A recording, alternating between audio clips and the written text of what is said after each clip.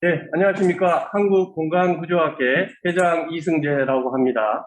오늘 2021 건축의 날, 대한건축학회가 주관하고 또 주최하고 있는 건축의 날을 맞이하여 우리 한국공간구조학회가 공기막 구조물의 해석 및 설계 세미나를 개최하게 되어서 무한한 영광으로 생각을 합니다.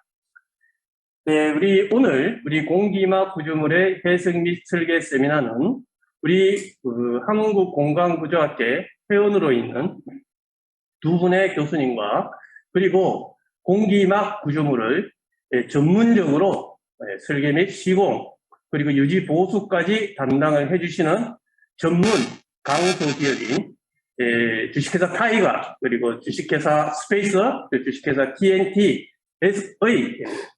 강하고 다부진 기업들이 기술들을 여러분들에게 보여드리겠습니다. 먼저 오늘 첫 번째 발표를 맡으신 김희균 박사님께서는 이 공기막 구조물의 설계 및 해설에 관한 지침, 즉 건축 법과 관련된 무엇을 근거해서 설계 및 시공할 것이냐에 관한 근본적인 문제를 다루어 주실 거고요. 두 번째, 한국기술교육대학교 손수덕 교수님께서는 실제 공기막 구조물을 설계할 때 우리가 직면할 수밖에 없는 형상 해석, 즉 형상을 잡아서 그것과 관련된 다양한 파라미트릭 해석 결과를 여러분들한테 보여드리고 그리고 이것을 바탕으로 한 세 곳, 즉 다시 말씀드리면 타이가 그리고 스페이서, TNT에서 우리 대한민국 강소기업들이 가지고 있는 공기막 구조물의 시공 기술들을 여러분들한테 소개하고자 합니다. 여러분, 우리 막 구조물, 특히 대한민국 건축계에서 막 구조물, 특히 그 중에서도 이 공기막 구조물의 시공 역사는 매우 짧다고 하겠습니다. 그렇지만 우리 대한민국의 이 기업들이 가지고 있는 이 기술력을 바탕으로 해서 대한민국의 더 좋은 건축 문화를 선두에 서서 이끌어 가리라고 생각을 합니다. 오늘 이 세미나를 맞이해서 강연해 주시는 두 분의 이제 박사님과 그리고 세 분의 기업 대표님들께 큰 박수 보내주시며 바로 김희균 박사님의 공기막 에어돔 설계 지침 및 특강에 관해서 바로 들어가도록 하겠습니다. 여러분 큰 박수 부탁드리겠습니다. 네, 그러면 제일 첫 번째 공기막 구조 설계 지침서에 대해서 발표 드리겠습니다. 네, 공기막 설계 지침서가 지금 올해 5월 21일 날 발행이 되었습니다. 집필위원장으로서는 김재열 협성대학 교수님, 그리고 집필위원으로서는 김현수 서문대학 교수님, 그리고 그리고 세종대학교 이승혜 교수님이 중심적으로 작성을 했습니다. 기본적으로 관련 기준 및 참고문에 대해서 말씀드리겠습니다. 공기막 구조, 저희가 주로 에어돔이라고 얘기하는 이 기준에 대해서는 실질적으로 국내에서는 지금 기준이 지금 존재하지 않고 있고 해외 기준을 많이 참고를 했습니다. 그래서 지금 설명드리는 한 3, 4개국에서 저희가 지침을 조사를 하고 문헌을 찾아서 반영을 했습니다.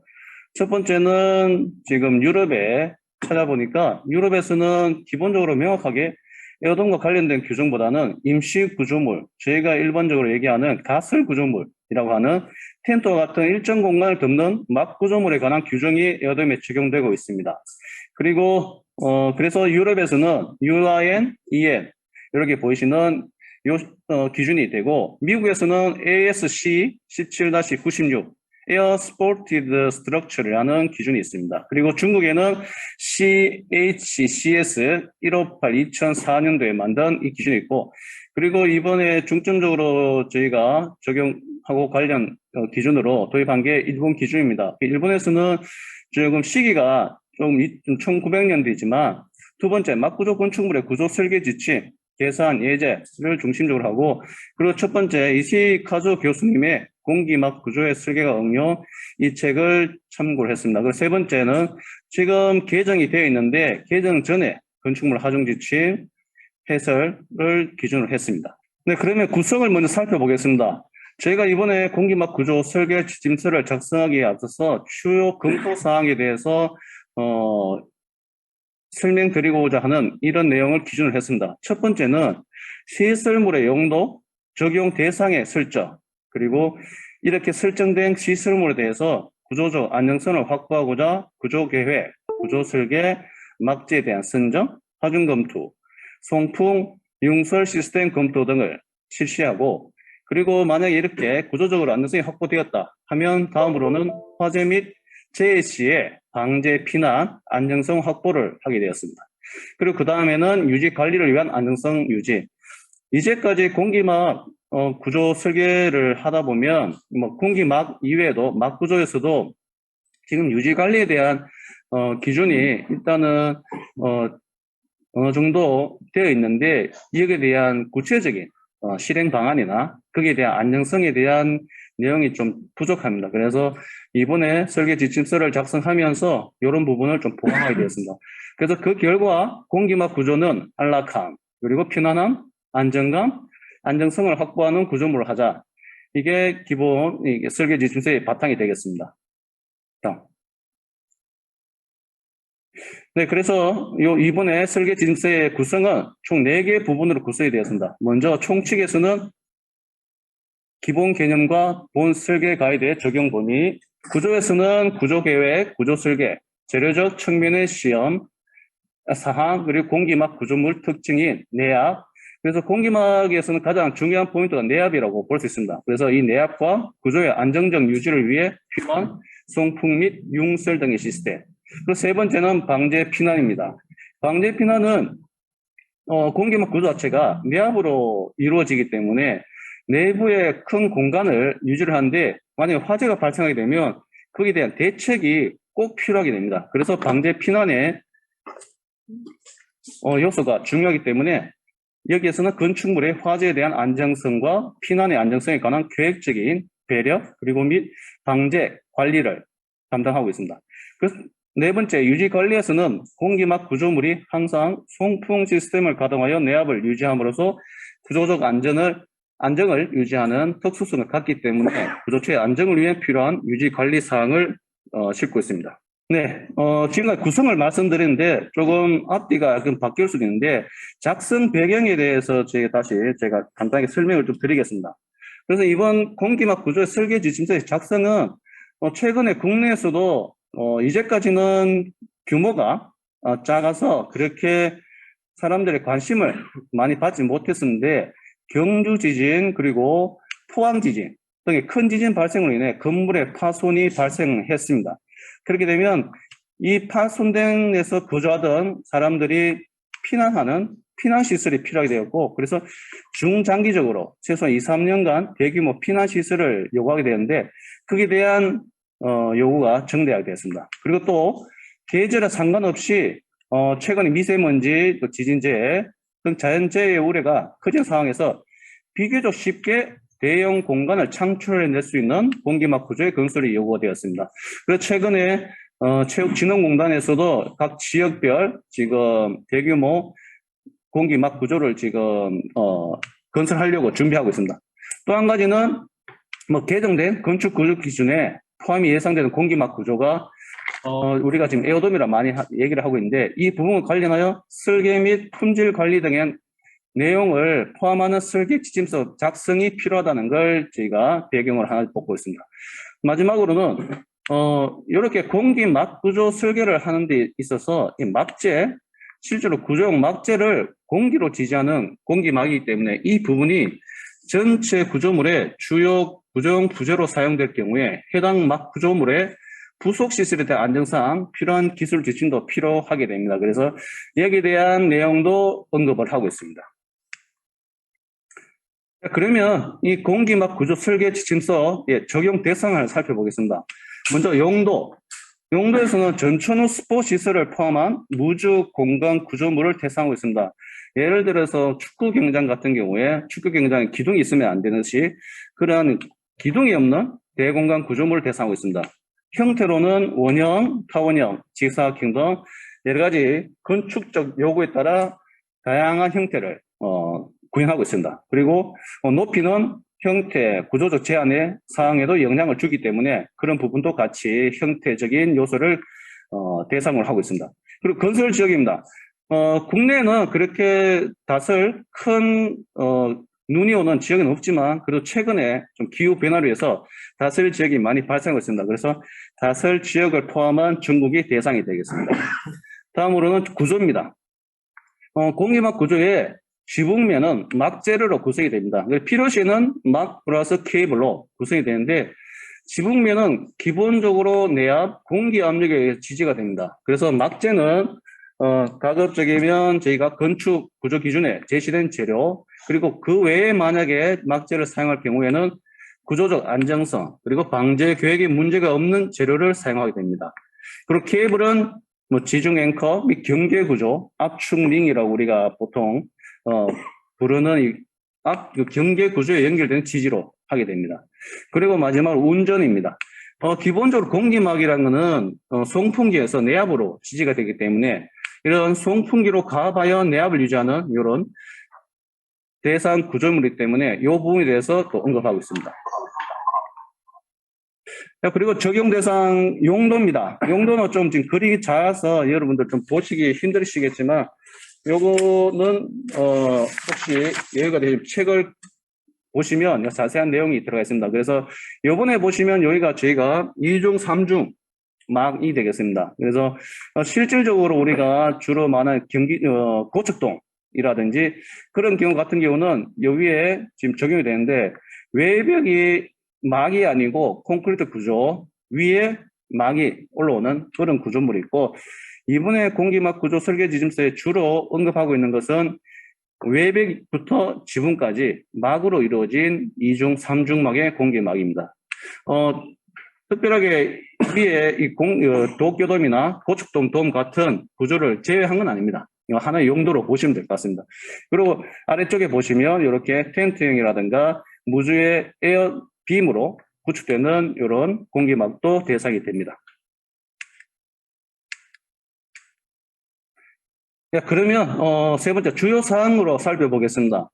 먼저 공기막 구조의 일반 원칙에 대해서 설명드리겠습니다. 기본적으로 네 가지 일반 원칙으로 보시면 되는데 먼저 구조 강도 면에서의 안정성 확보, 그리고 방제 피난 면에서의 안정성 확보입니다. 최근에는 인명 피해가 발생이 되면 여러 가지 연계돼서 좀 위험한 일이 많이 발생이 됩니다. 그래서 최근에는 인명 피해가 일어나면 그거에 대해서 큰 문제가 발생하기 때문에 그걸 방지하기 위한 안정성 확보라는 이런 지금 내용이 여러 면에서 강조되고 있습니다. 그래서 이 원칙을 지켜주셔야 되고 두 번째는 적정한 유지 관리 확보입니다.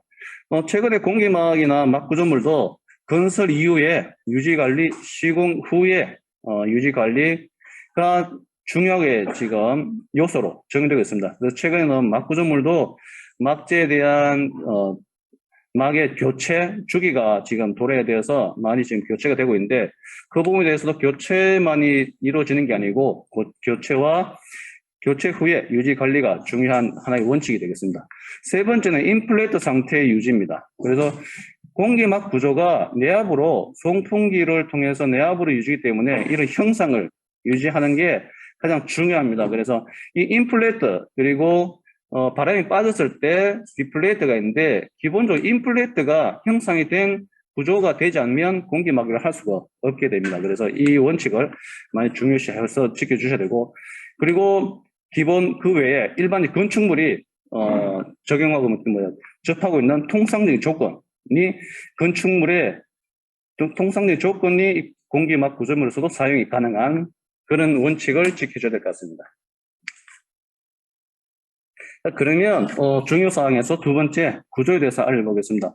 구조는 저희가 몇 페이지 정도 준비를 했습니다. 그래서 좀 자세하게 좀 들여다 봐야 될 것 같아서 준비를 했는데 좀 같이 봐주시기 바라겠습니다. 먼저 구조 계획입니다.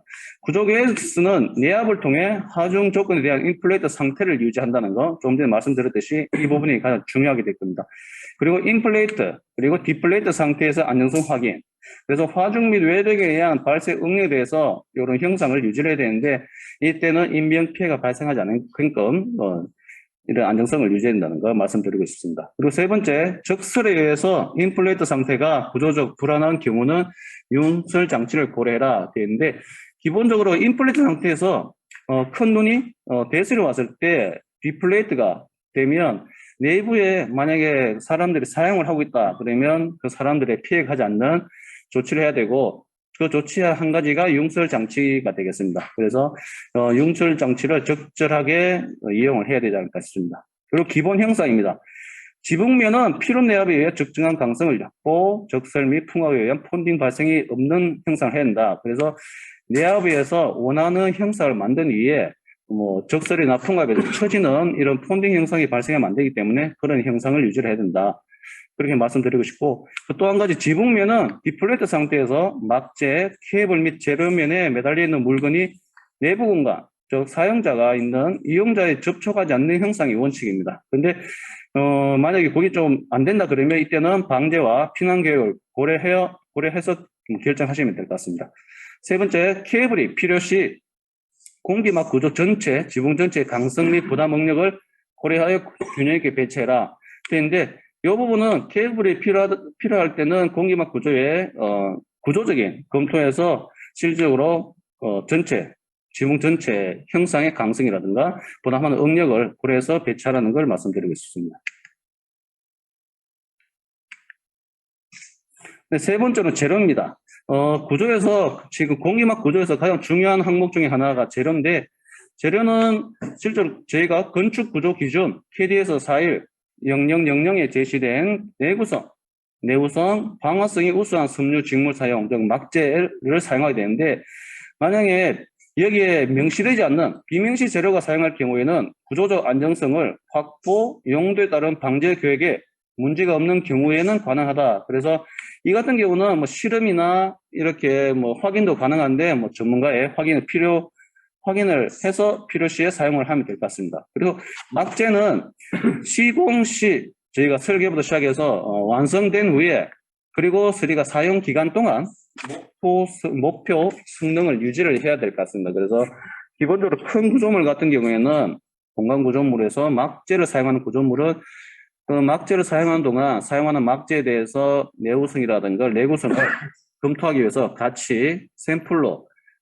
구조물 주변에도 같이 설치를 해서 나중에 막재 시험을 한다든가 하고 있습니다. 그런 식으로 사용하는 기간 동안 목표 성능을 유지해야 되는 게 중요하지 않을까 싶습니다. 그리고 지금 여기 설명드린 뒤에 지금 요 뒤쪽에 별표 마크가 있는데 이 별표 마크는 건축 구조 기준 KD에서 41701에 기재되어 있는 2016년 막과 케이블 구조에 대한 내용입니다.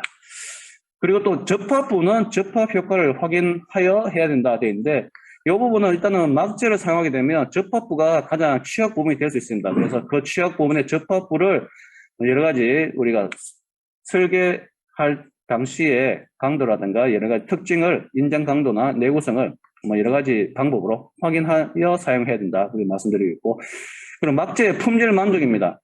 기본적으로 막재가 인증된 막재를 사용하는 데 있어서 기본적으로 품질이 만족되어 있지만 그걸 한 번 더 명확히 명시를 해요.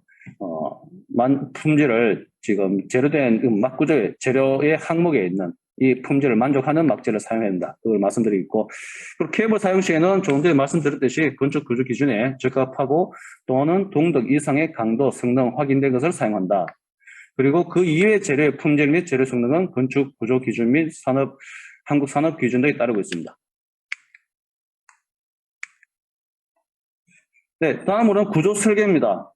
지금 이제까지 막재까지 선정이 됐다 그러면 그 다음으로는 구조 설계인데 구조 계산은 공기막 구조물이 작용하는 하중 및 외력을 적절하게 평가함과 동시에 하중 및 외력에 의해 발생하는 건축물의 거동을 평가하고 구조물의 구조적 안정성을 확인한다. 그래서 이 구조적 안정성을 확인에 의한 여러 가지 설계 방법을 설명하고 있습니다. 그래서 인플레이트 및 디플레이트 상태의 지붕 구조 계산은 작용 하중 및 외력의 안정성을 확인한다. 그래서 작용 하중이야 지금 여러 가지 기붕이 고려할 하중에서 건축 구조 기준 KD에서 이하 건축 구조 기준 설계 하중을 따라서 하중을 정하고 형식, 구법, 시공법 등에 따라서 발생하는 하중은 실제 상황을 고려하여 산정한다 되어 있습니다. 그래서 지금 요번에 지금 공기막 구조 설계 지침서에는 저희가 지붕에 대해서 풍동 실험을 기준도 추가를 했습니다. 그래서 필요시에는 풍동 실험을 해서 실질적인 사항을 고려해서 산정하게끔 했습니다. 그래서 구조 설계 적용 하중은 지금 보시는 이 막각 케이블 구조 항이 되겠습니다. 이 옆에 보시는 부분은 인플레이트 부분의 막면이 디플레이트 되는 겁니다. 그래서 뭐 지금 벽면이 있는 건데 이건 없다고 생각하셔도 될 것 같고, 그래서 지금 기본적으로 지금 이렇게 그래서 하중이 올라가는데, 만약 여기서 지금 적설이 처리가 없다 그러면 계속 올라가서 위험 상황이 되는 거고, 그 와중에 적설을 지금 처리를 하게 되면 제설 효과든가 융설 장치라든가 제트 버너 같은 기능으로 처리하게 되면 또 적설이 적어진다는 걸 지금 보여주고 있습니다. 구조에서 연결해서 보겠습니다. 그래서 형상에서 응력 변형해서 그리고 변형 형상 파악을 수치 해석으로 실시하여 필요에 따라 실험 검증을 한다. 해석 절차 중에는 상시 내압 시의 균형 공면 인플레이트와 디플레이트의 응력 변환 확인이 중요합니다. 이 부분도 그림을 한번 확인해 주시면 감사드리겠습니다. 그리고 구조 부조의 설계입니다. 뭐 다른 뭐 철골 구조나 RC 구조 똑같지만 막 구조에서도 부재가 있습니다. 각 부조의 설계에서 경계 구조 및 하부 구조의 단면 설계는 건축 구조 기준 아래를 따르고, 막재 용착 접합부, 막재와 다른 재래와의 접합부, 케이블 단부의 정착, 그 외에 관해서는 건축 기준 아래 법을 따르면 되겠습니다. 그리고 벽, 개구부는 외력 등의 내압 유지가 가능한 충분한 강도, 기밀성을 갖는 구조를 해야 된다. 그래서 막 구조의 같은 경우는 내압 자체로 유지가 되기 때문에 출구나 이런 부분이 문을 개폐 시에 큰 압이 발생합니다. 그에 대한 충분한 강도를 가진 계급을 준비를 한다는 걸 말씀드리겠고, 그리고 내압에 대해서입니다. 내압은 지붕에 작용하는 하주, 외력에 의해 막면이 큰 변형이나 진동에 의해 구조적, 기능적으로 지장이 없도록 적정하게 설정해야 한다. 그래서 뭐 상시, 적설시, 강풍시에 그 내압을 설정할 수 있도록 산정을 해야 되고, 유기적으로 조절할 수 있는 그런 시스템을 구축해야 한다 말씀드리고 있습니다. 그래서 상시 내압은 비교적 발생 빈도가 높은 강풍, 초기 적설에서 큰 변형이 발생하지 않도록 설정을 한다라고 되어 있습니다. 그러면 송풍 시스템입니다. 송풍 시스템은 송풍 기기, 제어 시스템, 감지 기기 및 전원으로부터 구성되어 운전, 공기막 구조물의 인플레이트 상태를 유지하는 것이고, 용설 시스템 같은 경우는 공기막 구조의 형상, 설치 지역, 중요에 따라서 시스템 설치 여부를 선택적으로 적용하는데, 이 부분은 가설 지역이 대상으로 될 것 같습니다. 그래서 그 효과는 개별적 시험, 해설을 통해서 검증, 입증을 하면 될 것 같습니다. 그리고 그 외의 시설입니다. 그 외 설비, 내압 송풍, 융설, 출입구 및 구조물의 관리에 필요한 상황 파악 및 조작할 수 있는 중앙관리실 설치, 공기막 구조물이 24시간 안정성을 유지할 수 있도록 관리한다. 그래서 이후에 유지 관리에 대해서 말씀드릴 것 같은데, 구조에 하면서도 이 설비 자체가 중앙관리실을 준비를 해서 이 송풍, 융설, 다양한 설비에 대해서 항상 시스템 체크를 하고 24시간 안정성을 유지할 수 있는 관리 시스템을 구축해야 한다. 그걸 설명하고 있습니다. 그리고 제작 시공입니다. 제작 시공은 뭐 다른 막 구조도 똑같지만 다음 사항에 내용을 공사 시방서에 꼭 작성을 해서 이에 따라 실시를 한다는 것, 그리고 관리를 해야 한다는 걸 말씀드리고 있습니다. 그래서 재료, 막재 가공, 막재 용착, 케이블의 가공, 제품 검사, 공장 포장 및 발송, 설치, 검사, 그래서 설명하고 있습니다. 예, 다음은 방제 피난입니다. 지금 최근에 계속 지금 이런 화재라든가 재난 이런 현상이 많이 발생하고 있는데, 특히 막구조 같은 경우도 방제 피난에 대해서는 꼭 유념해서 설계를 해야 될 것 같습니다. 먼저 방제 계획입니다.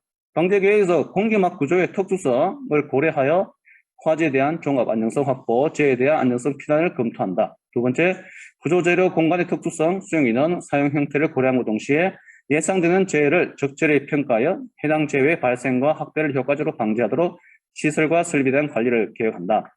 세 번째, 예상 사용 용도의 스포츠 경기장, 집회, 전시회 등을 고려하여 안전대책, 수리, 건축물, 내부의 피난시설의 검토뿐만 아니라 외부 강장에 대해서 검토한다. 그리고 또 방제 대책입니다. 방제 대책에서는 공기막 구조물 각 부분의 특징을 충분히 고려한 발화, 초기 확대 방지 대책, 연소 확대 방지 연기 제어를 통해서 방화, 피난 시 안정성을 확인한다. 그래서 이런 방제 피난은 소화의 전문가랑 같이 검토를 하는 게 또 중요한 포인트가 아닐까 싶습니다. 네, 피난 계획입니다. 피난 계획도 방제 계획도 비슷하게 공기막 구조물의 특수성을 충분히 고려해야 한다는 걸 명시하시고 있고, 안전한 피난이 가능하도록 계획하고 있다. 그리고 피난 출구 통로 계획은 분산 배치를 해야 되고, 계단 슬로프 등을 포함한 동선 계획은 알기 쉽게 해야 된다. 그리고 피난 시설 시간, 체류 인원 검토가 중요하다. 그래서 대피자의 흐름을 고려하게 됩니다. 그리고 출입구의 풍압에 의한 보행 안전성을 배려해야 되고, 피난 시 혼란, 패닉 등의 방지를 대비해야 된다. 그리고 막구조 지붕의 방화, 내화석에 대해 내부 화재로 붕괴 방지, 외부로의 연소 방지 및 외부 화재로 의한 연소 방지 및 붕괴 방지를 해야 한다. 되어 있습니다. 소방 계획은 적절한 소방 계획. 그래서 적절한 말이 몇 군데 나오긴 나오는데, 이 적절한 말이 가장 중요한 포인트가 아니겠습니다. 어떻게 보면 가장 쉬운 말일 수 있는데 가장 어려운 게 아닌가 그렇게 생각하고 있습니다. 그래서 방제 계획, 적절한 방제 계획 관리, 계획 수립 및 시행을 해야 된다. 되어 있습니다. 자, 그러면 유지 관리입니다. 유지 관리는 공기막 구조물의 인플레이트 상태 확보, 그래서 가장 중요한 인플레이트 상태 확보를 위해 필요한 구조, 설비 등에 관한 유지 관리를 대상으로 하고, 인플레이트 상태 유지에 노력하고 불의의 사태도 적절하게 대응해야 된다. 되어 있습니다. 그 설계자는 유지 관리 계획서를 꼭 작성하여 관리자는 설계자의 협력을 얻어서 이 유지 관리 매뉴얼을 작성하고 매뉴얼에 따라 유지 관리가 되어야 한다라고 되어 있습니다. 그래서 이 부분 꼭 유념하시고 지식해 주시면 고맙겠습니다. 그리고 책임 체계가 확립된 조직에 의해 유지 관리 실시를 하고, 관리자는 공기막 구조물에 대해 충분한 지식을 갖춰야 한다라고 되어 있습니다. 그리고 내압 송풍 관리, 용성 관리, 출입구, 구조체의 관리가 있습니다. 이 부분은 지금 좀 전에 제가 설명드린 부분을 한번 더 설명드리고 있고, 이 부분에 대해서는 읽어보시고, 이 공기막 구조물의 지금 설계 진술에서 지금 내용 부분은 크게 많이 없지만 한 중요한 부분이 되겠습니다. 유지 관리 부분이. 그래서 뭐 적설 시에 내압을 디플레이트 되지 않게 관리해야 한다는가 그런 부분, 주기적으로 또 시간에 따른 강도 확인을 해야 된다. 그런 부분이 막제 관련된 부분입니다. 김기훈 박사님한테 다시 한번 박수 한번 부탁드리겠습니다. 사실 최근 들어서 각 지자체에서 국민 편익 시설이 있죠. 특히 체육 시설 중심으로 해서 공기막 구조물에 대한 관심도가 상당히 높아져 있습니다. 그래서 이게 또한 우리 건축계에서 또 해결해야 될 하나의 기술적인 장르에 해당이 됩니다. 그래서 우리 한국공간구조학회에서 서둘러서 작년에 공기막 구조물의 설계 지침을 발간하게 되었고요. 그리고 이어서 우리 손수덕 교수님께서 발표하실 내용은 여러분 아시다시피 공기막 구조물이라고 하는 것은 말 그대로 공기의 힘을 빌려서 구조물을 집행하는 방법입니다. 그래서 방금 우리 김기균 박사님께서 말씀을 하실 때 인플레이트, 디플레이트라는 말씀 용어를 사용을 하셨는데요. 그게 공기막 구조물의 경우에는 막을 여러분 쉽게 풍선이라고 생각하시면 됩니다. 풍선의 형태를 유지하기 위해서는 공기를 불어넣어야 되듯이 공기막 구조물은 막을 공기 압력을 이용해서 지붕의 역할을 하게 하고 기둥의 역할을 하게 해서 사용할 수 있는, 인간이 사용할 수 있는 내부의 공간을 만들어내는 구조라고 할 수 있습니다. 그러다 보니까 이 설계도 중요하고, 그리고 이 건물이 과연 제대로 설 수 있느냐, 어떤 형태를 가져야만이 성립이 되느냐, 그런 부분을 중요한 파라미터가 되고 있는데요. 그거에 관해서 형상에서 이 공기막 구조물이 구조물로서 역할을 하기 위해서는 어떠한 형상을 가져야 되느냐에 관해서 해석적으로 상당히 고난이도의 기술입니다. 이 고난이도의 기술인데 그 기술에 관해서 공기막 구조물의 그 형상 해석에 관해서 한국기술교육대학교 손수덕 교수님께서 말씀해 주시겠습니다. 자, 큰 박수 부탁드리겠습니다. 네, 한국기술교육대학교 손수덕입니다. 네, 제가 방금 소개받은 내용으로 강연을 하는 것은 아니고 어려운 기술을 제가 소개받아서 설명드리게 되는 것 같아서 죄송한데, 그것보다는 특수하게 우리 연성구조물에서만 다루어지는 해석이 과연 무엇이고 또 왜 해야 되며 또 어떤 게 있으며 꼭 이 방법밖에 없는가, 그런 정도의 내용으로 다룰 예정입니다. 폼 파인딩이라고 하는 그 형상 해석이라고 하는 것을 익숙하게 듣는 사람이라면 아마 막 구조물이나 케이블 구조물 또는 뭐 연성 구조물의 일종을 다루는 사람들은 대부분 다 이 형태를 찾는 것에 대해서 관심을 가지게 됩니다. 기본적으로 이 형태를 찾는 것에 대해서 관심을 가지게 된 이유는 이 인장이라는 그 하중 아래에서는 그 특수한 어떤 형태가 고유하게 존재하기 때문인데요. 지금 화면에 보이는 저 그림은 그 인장 구조물 얘기할 때 가장 많이 등장하는 것 중에 하나인데요. 67년도 몬트리올 엑스포에서 건축하기 위해서 66년도에 슈투트가르트 대학교에서 그 케이블렛 구조를 먼저 시범적으로 해보고 지금은 저게 경량구조연구소로 확장됐다고 제가 알고 있습니다. 그런 구조물을 할 때 이 페리 프라이오트라는 사람이 선구자적인 역할을 해서 이 인장구조체가 많이 보급되게 됐어요. 이 인장구조에 대해서 특수하게 그 어떤 인장역 아래에서 생겨난 어떤 형태가 있는데 이 형태를 갖다가 그 루이스라는 그 분은 그 자신의 저서를 통해서 뭐라고 얘기했냐면 선언적으로는 알 수 없는 형태라고 얘기를 하는 거예요. 뭔 말인가 하면 콘크리트나 혹은 철골 구조처럼 우리 경험 가지고 어떻게 형태를 지어놓고 해석을 해서 나아갈 수 있는 그런 형태가 아니라는 거예요. 그러면 도대체 이 형태는 어떻게 할 수 있는가 하고 그 50년대 그 오토는 다양한 방법으로 막의 형태, 그러니까 현수, 뭐 그런 돔이라든가 쉘이라든가 이런 형태에 대해서 경량의 원리를 이용해 가지고 무언가를 찾아보려고 했어요. 그래서 1959년도에 켈른에 있는 그 막 구조물을 통해서 많이 그 실현화되고 지금은 94년도에 그 덴버 공항 같은 경우에도 미국에서도 저렇게 큰 건축물이 서고 또 영국에서도 밀레니엄 돔이라고 직경 300m짜리 막 구조물을 이제 설치하게 됩니다. 이처럼 한 사람의 그 노력으로 그 이 선구자적인 역할로 이 막 구조물이 굉장히 유럽과 그리고 미국과 영국에서 붐을 일으키게 되는데요.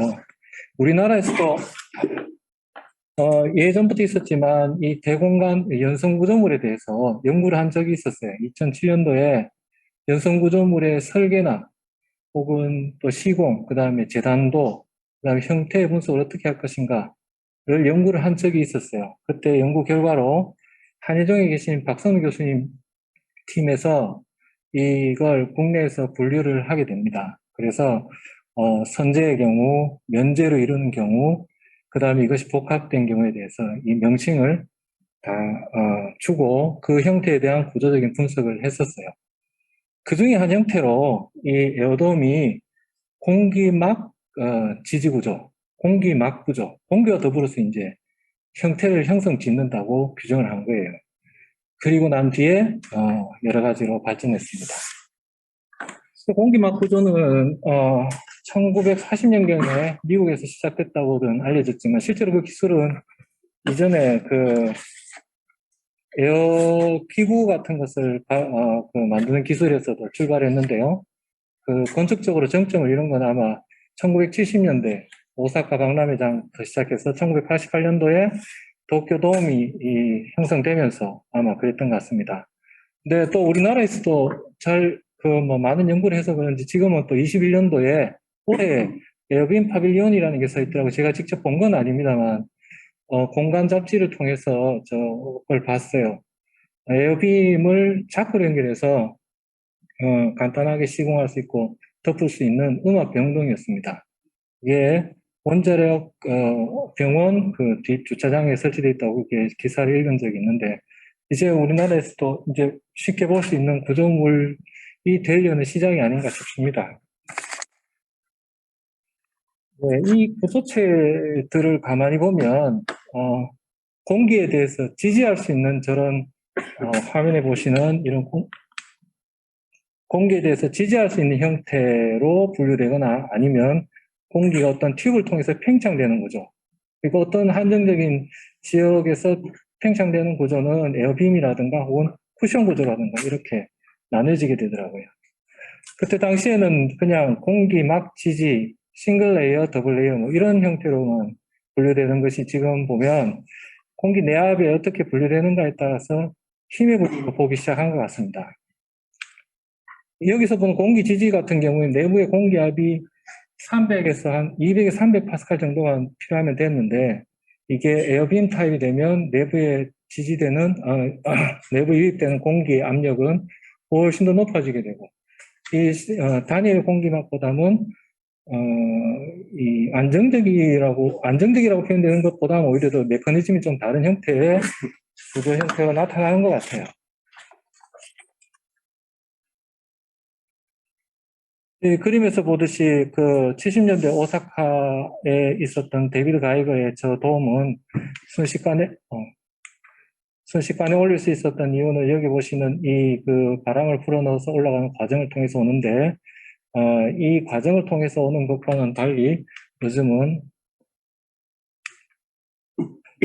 에어빔 아치라든가 이렇게 인플레이터블 시스템으로 많이 변하는 것 같습니다. 구글에서 공기 지지, 공기 팽창 이런 막이라고 검색을 하시면 굉장한 아이디어들이 많이 나오고요. 국내에서는 많이 소개되지는 않았지만 국외에서는 굉장히 활발한 그 변화 조짐이 나타나고 있는 것 같아요. 여기 보시는 이게 2015년도 온타리오 그 기념관에서 지어졌던 건데 이 지어지는 과정은 파라메트릭 스타디를 통해 가지고 옵티멀한 평균을 찾고 거기에 대해서 인플레이터블 빔이 주는 구조 해석까지 다 이루어진 다음에 건설할 수 있는 아주 융복합된 기술이라고 볼 수 있습니다. 자, 이 과정에서 제일 먼저 하는 게 형태를 찾는 거예요. 이게 다른 구조물과 다른 이유는 다른 구조물은 그 선언적으로 알 수 있는 지식을 통해 가지고 우리 스트레스 디포메이션 해석을 해가지고 그 멤버 디자인을 하면 됩니다. 응력을 보고 필요한 허용된 양 아래에 있는가만 체크하면 되는 거예요. 물론 앞서 설명했던 규준에도 이 구조 설계라는 개념에서 이 막지의 양에 대해서 나오거든요. 이 막지의 안정성 정도는 급격하게 찢어지는 것이 프로파게이션이 생겨가지고 일어나는 문제에 대해 가지고 최소 안전율을 6배 이상 가져야 된다. 그런 문헌도 있을 정도로 동일한 해석 과정을 통해서 짓기도 합니다. 또 이런 일반적인 구조물보다는 이런 막 구조물의 이 변이량이 크기 때문에 이 공기에 대해서 잘 쓸 수 있는가 없는가를 또 체크하게 돼요. 이런 설계적인 단계 이전에 형태를 찾아야 된다는 겁니다. 이게 바로 형상 해석이 되거든요. 그래서 이 형상은 이 구조물을 이루기 위한 스타트 포인트인 거예요. 시작점이지만 다른 구조물과는 달리 시작점이 여러 개가 있을 수 있습니다. 꼭 하나만 이게 형상으로 결정되는 것이 아니라 인장의 형태 또 혹은 이 형태를 좀 유도해서 내가 필요로 하는 그 상태를 만들 건가 거기에 대해서 그 최적의 상태를 찾는 것이기 때문에 여러 개의 형태도 존재할 수 있고 또 그 해석 결과도 약간씩 다릅니다. 그리고 나머지로 다른 게 그것을 짓기 위한 패터닝 과정이에요. 이것은 우리가 흔히 알고 있는 옷을 재단하는 과정과 똑같은데 우리 옷은 평평한 이 그 천으로 만들지만 만들고 나면 곡면이 돼 있어요. 사실은 이 두 사이에 오차가 있는데 어떻게 하면 가장 이 오차를 줄이면서 필요한 초기 크리프를 발생시켜 가지고 우리가 필요한 곡면에다가 붙여 넣느냐 하는 것입니다. 그래서 이 초기의 형태를 찾을 때는 주로 흔히 세 가지를 얘기를 하고 있어요. 그러니까 물리적으로 어떤 모델을 진짜 만들어 가지고 작은 스케일로 만들어 가지고 이걸 찾아보는 방법. 그게 예를 들면 비누 거품이라든가 섬유막이라든가 그 외에 여러 가지 많은 형상들이 있어요. 많은 재료들이 있는데 이 재료들을 이용해서 이 우리가 원하는 형태에 근접하게 만들어서 측정하는 방법입니다. 근데 이건 제 단점이 측정하는데 정확하지 않기 때문에 스케일의 차이에 의해서 발생되는 응력이 너무 크기 때문에 이것을 가지고 직접 하기에는 상당히 큰 오차를 낳을 수 있다는 거예요. 그 다음으로 하는 게 수치 해석법을 이용하는 방법이거나 아니면 수학적으로 접근을 하든가 아니면 여러 가지 수치 해석법을 이용해서 그 형상을 찾는 거예요. 또 이 방법 말고도 그 오프티마이제이션을 통해서 찾을 수도 있습니다. 예를 들어서 그 컴플라이언스 에너지를 작게 한다든지 아니면 변형 에너지를 작게 하는, 그러니까 최적화 기술을 이용해 가지고 그것을 접근할 수도 있어요. 어느 것으로 접근하든지 간에 최소한 좋은 결과를 얻으려면 이 작은 모형도 해보고 해석도 한 그 결과를 통해 가지고 피드백을 통해서 하는 게 제일 좋다고 이렇게 알려져 있습니다. 이거는 그 2007년도에 있었던 그 연구 결과에 제가 한 게 아니기 때문에 설명만 드리겠습니다. 이게 자연으로도 어떻게 형태를 찾을 수 있어요. 그리고 이게 그물망으로도 그런 인장의 형태, 그 다음에 그 이 비누막을 통해서도 찾을 수 있고, 고무나 아니면 석고나 혹은 그 뭐 좀 점도가 높은 액체라든가 면을 통해서 찾을 수 있습니다. 이러한 방법들을 통해서 실제로 우리가 그 형태에 대해서 고민을 해볼 수가 있습니다. 이게 그 뭐 에어돔에 대해서 실외라고 그 보고서에 들어와 있는 내용인데요.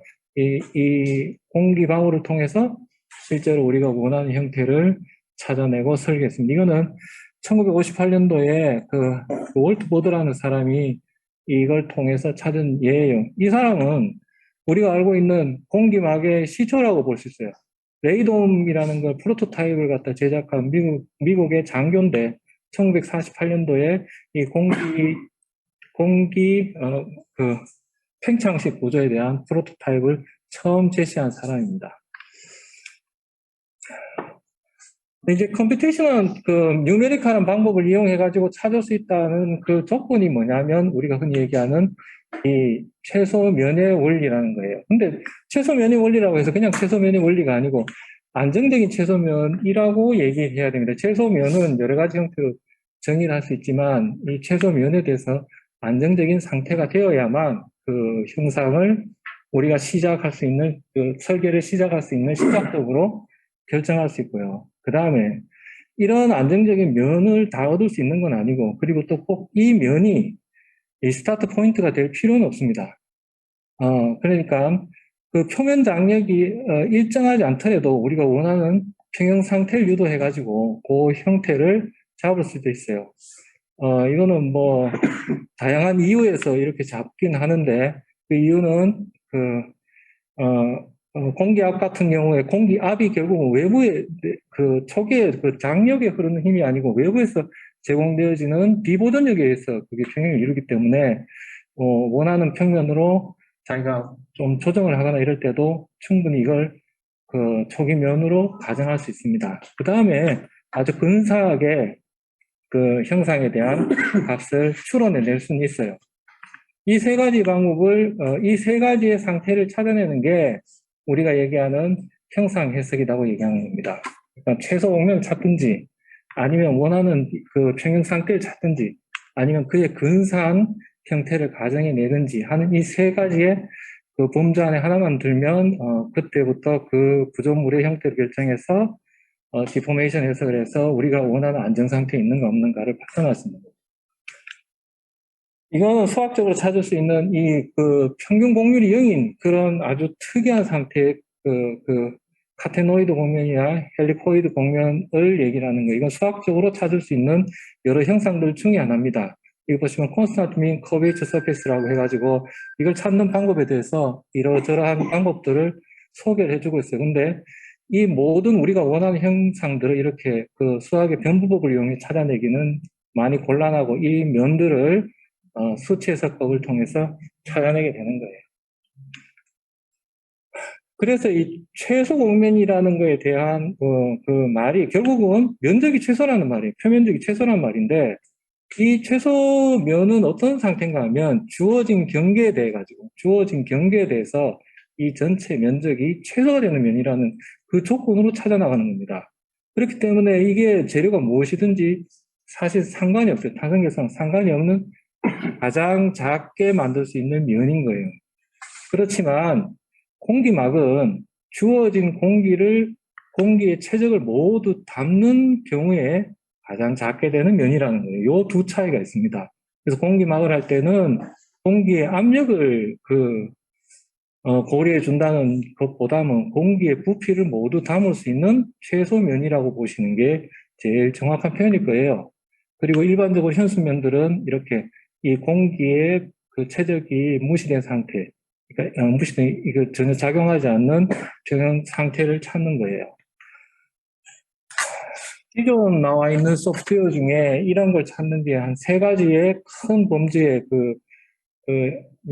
해석 방법이 있는데, 제일 위에, 제일 위에 보시는 이게 아마 그 내력 밀도법이라는 걸 통해서 지금 상용 소프트웨어로 쓰고 있는 이지라는 프로그램의 웹사이트예요. 여기서는 그 찾아나가는 과정을 그 내력 밀도, 길이의 그 장력이 이루는 밀도를 일정하게 맞추기 위한 방법으로 반복해서 가는 방법을 이용하는 게 있고요.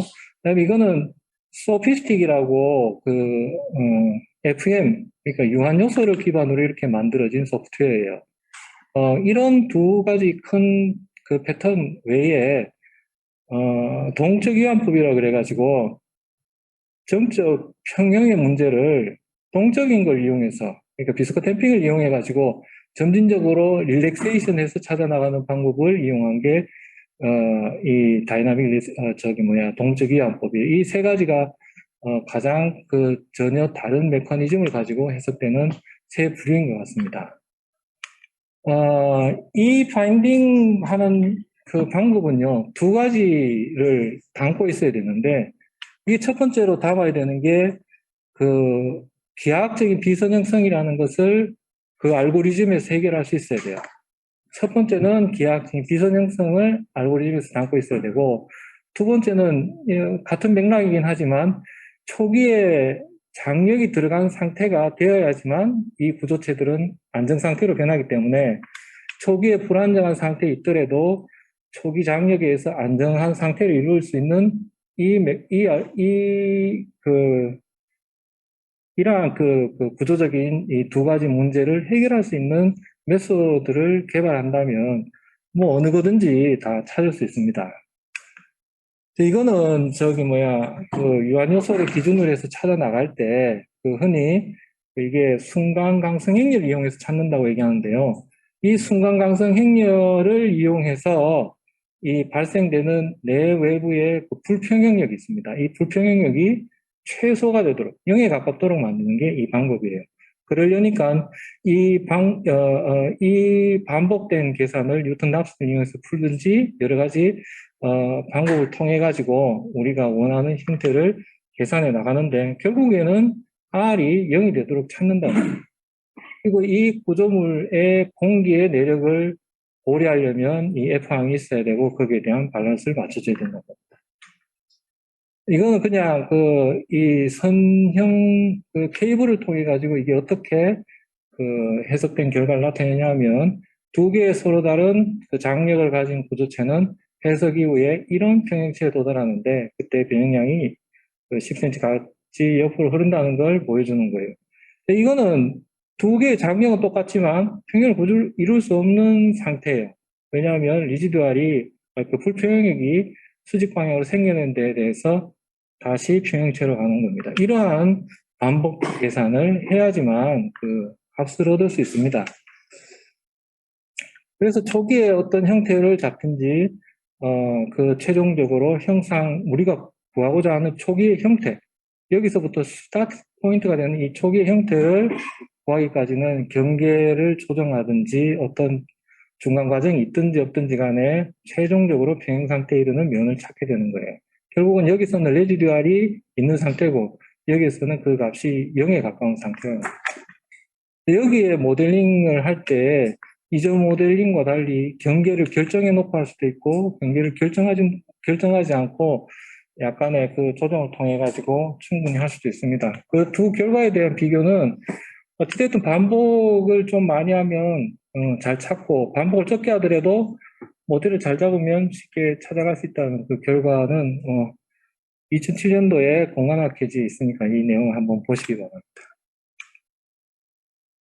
그리고 이건 1년도인가요? 제가 정확하게 기억이 안 나는데, 실제 있었던 공기막 구조물에 대해서 이 초기 형태에 대해 가지고, 이건 형상 해석을 한 건 아니고, 초기 형태에 대해서 이퀴브리움을 찾을 때 이게 그 이퀴브리움 상태에 있는지 없는지를 검토했고요. 검토한 결과를 가지고, 응력이 바람이 부을 때, 이 안에 일어나는 형태에 대해서, 내부의 장액에 대해서 디포메이션 해석을 해서 찾아보고, 유한요소법 이용해서 찾아보고, 그 다음에 이 면에 이르는 이 공면에 대해 가지고 최종적으로 그 면을 이루는 이 케이블들이 이 면을 따라서 최소 공면으로 바뀔 거니까 그 밖에 나가 있는 케이블의 길이 변화를 갖다가 체크를 한 거예요. 이런 결과를 통해서 이 시공까지 이르게 됩니다. 이건 그때 당시 이 바람이 들어가기 전 이 성풍구에서 바람을 넣었을 때 이렇게 올라간 걸 사진 찍은 거예요. 물론 뭐 여기 계신 분들도 다 이런 시공 경험을 다 가지고 계실 줄 알겠지만 그냥 잠깐 얹어봅니다. 이제 제가 좀 더 얘기 드리고 싶은 건 이렇게 꼭 유한 요소나 뭐 이런 걸 통해서 찾을 필요가 있는가? 이런 의문을 가질 필요 있어요. 초반에 얘기했듯이 근사한 공명을 찾을 수 있습니다. 어떻게 찾냐 하면 처음에 얘기했던 이 세 가지 조건, 하나는 기하학적인 비선형, 그 다음에 초기 장력, 그 다음에 공기막이라면 공기에 대한 고려만 있으면 여러 가지 방법을 통해서 최적화 기법을 통해서 찾을 수 있습니다. 지금 설명드리려는 건 좀 쉽게 찾을 수 없을까? 그 구조적인 그 어려운 걸 좀 배제하고 간단하게 우리가 알고 있는 이런 세 가지 방법으로 찾을 수 없을까 해서 그냥 여러분의 설명과 이해를 돕고자 이렇게 1998년도에 했던 방법을 약간 좀 바꿔가지고 해봤어요. 내력 밀도법은 형상을 찾기 위해서 밀도 함수를 이용을 하는데 기본이 되는 게 응력법이라는 거예요. 응력법은 주로 평형 방정식이라는 거하고 적합 방정식이라는 이 두 가지 상태를 잘 이용해서 구조물을 해석하는 겁니다. 근데 이 평형 방정식에는 이 물체가 자기 평형체, A의 널 공간을 이용해서 풀 수 있는 이 자기 평형 조건이랑, 그 다음에 적합 방정식에서, 그러니까 어떤 처음에 상태에서 변형이 일어나고 난 뒤에 발생하는 그 사이에 일어나는 지오메트릭 폴스, 요 차이의 두 조건을 이용해서 접근해서 풀 수 있어요.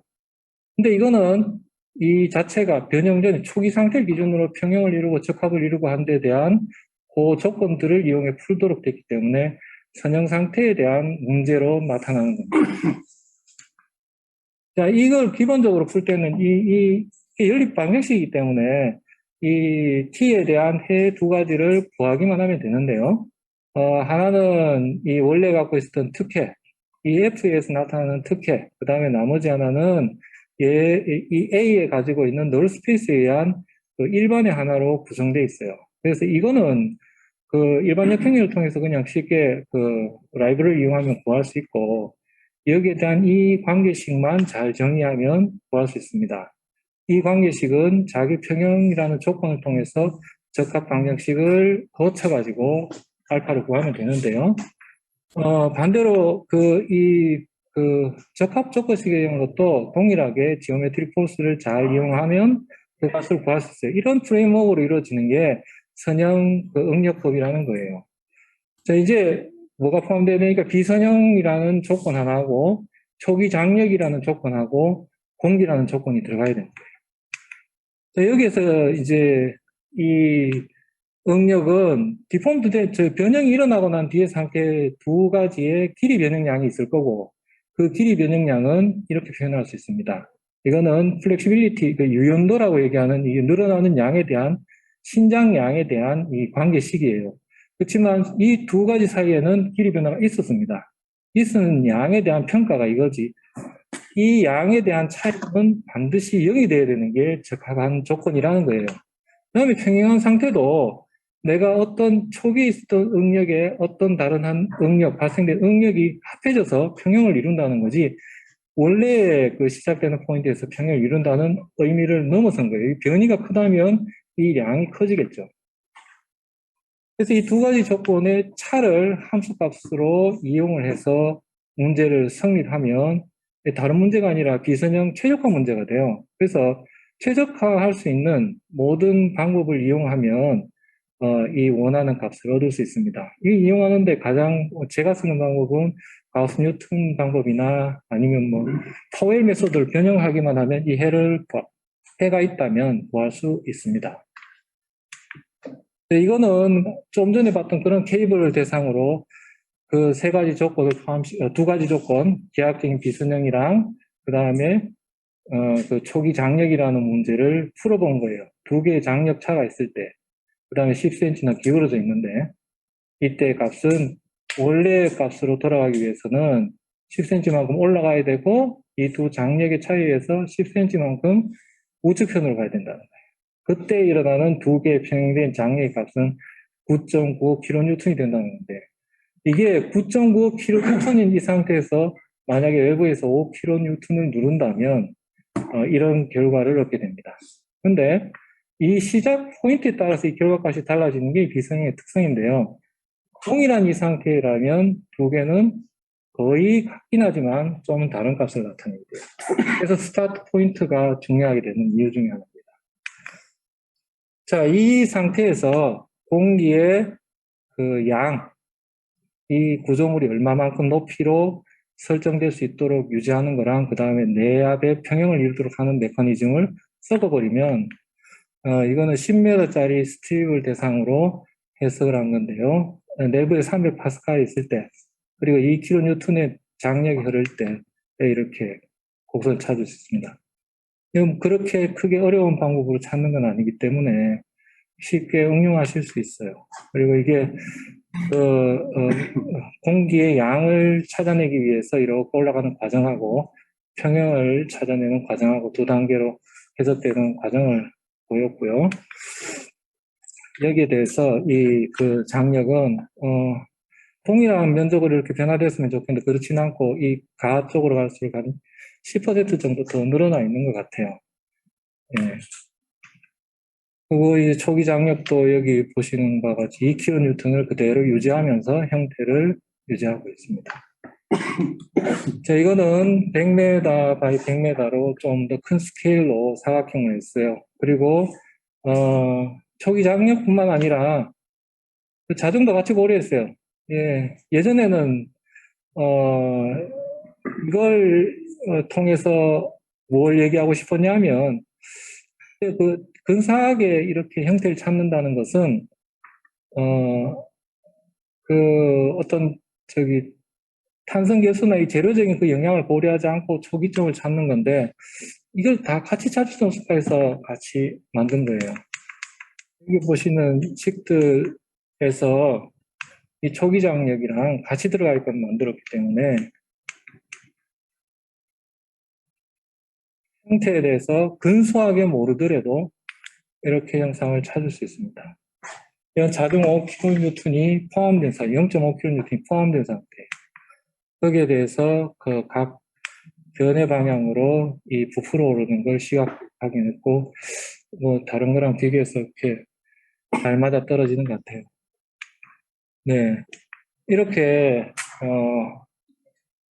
형상을 해석할 때는, 우리가 저 세 가지 조건, 기하학적인 비선형이랑 초기 장력이랑, 그 다음에 공기를 고려할 수 있으면, 역학적인 어려운 방법을 사용하지 않더라도 구할 수 있고, 이렇게 구해진 것들은 더, 작은 모형이라든가 이런 걸 통해서 보완해서 설계할 수 있다는 걸 얘기하고 싶었습니다.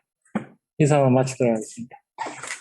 공기막 구조물의 형상 해석에 관하여 저희 특강을 해주신 한국기술교육대학교 손수덕 교수님께 뜨거운 박수 한번 다시 한번 부탁드리겠습니다. 네, 이건 뭐 상당히 이 난이도가 높은 기술에 관해서 말씀을 하셨는데요. 뭐 어렵습니다. 이 막을 우리 아까 우리 손수덕 교수님께서 이 제람도 이런 말씀까지 하셨는데요. 쉽게 우리 일반 국민들께서 이해하시기 좀 어려우실 겁니다.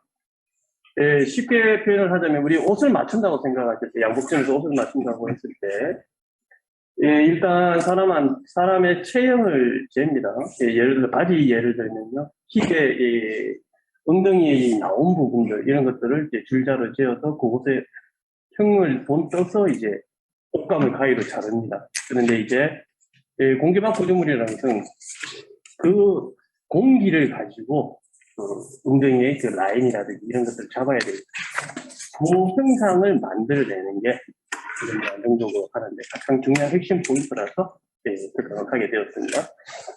네, 이어서 이제 시간이 우리가 정확하게 지금 시간을 지키고 있는데요. 앞으로 이 세 개의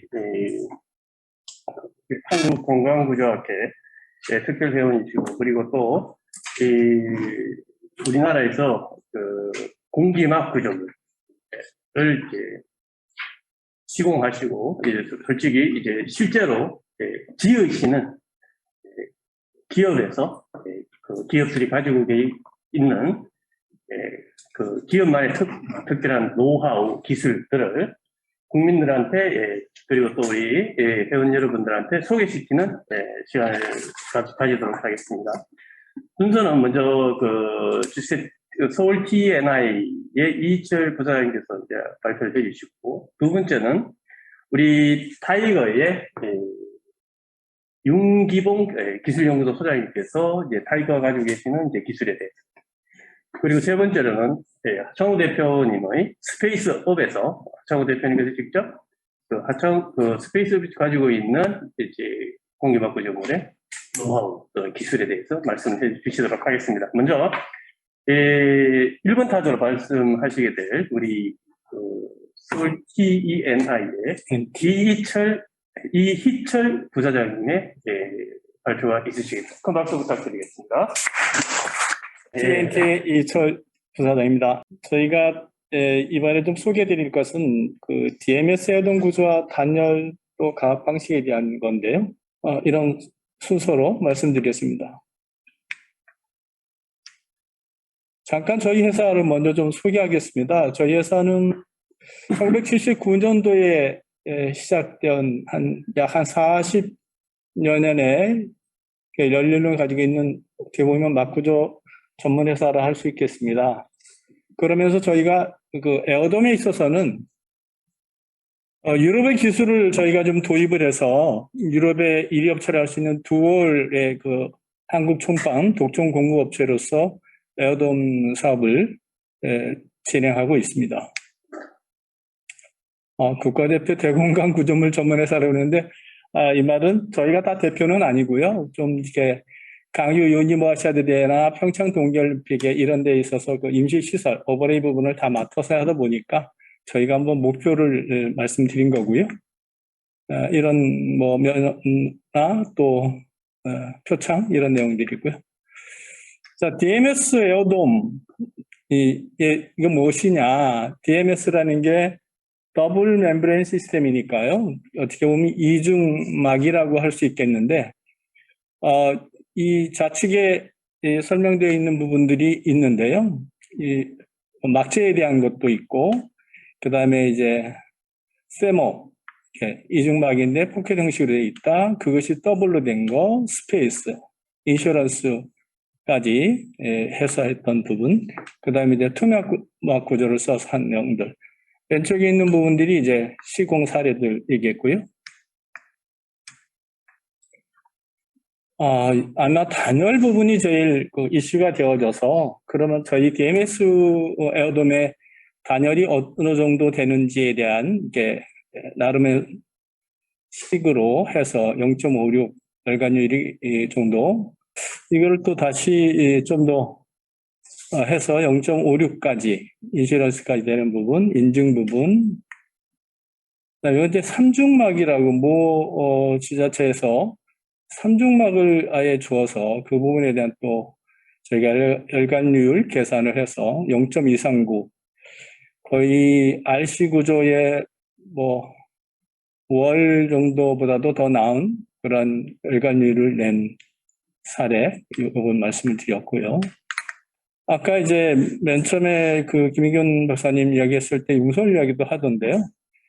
저희들 방식이 그 단순히 이중막이 아니고 아까 이제 순 교수님 쿠션 이야기도 하는데 포켓 쿠션 형태로 쭉 이어져서 이렇게 기둥, 에어 지금 브릿지형 기둥이 쭉 되어지는데 이 부분들이 다 단절이 돼서 하나의 포켓이 된다는 이야기고요.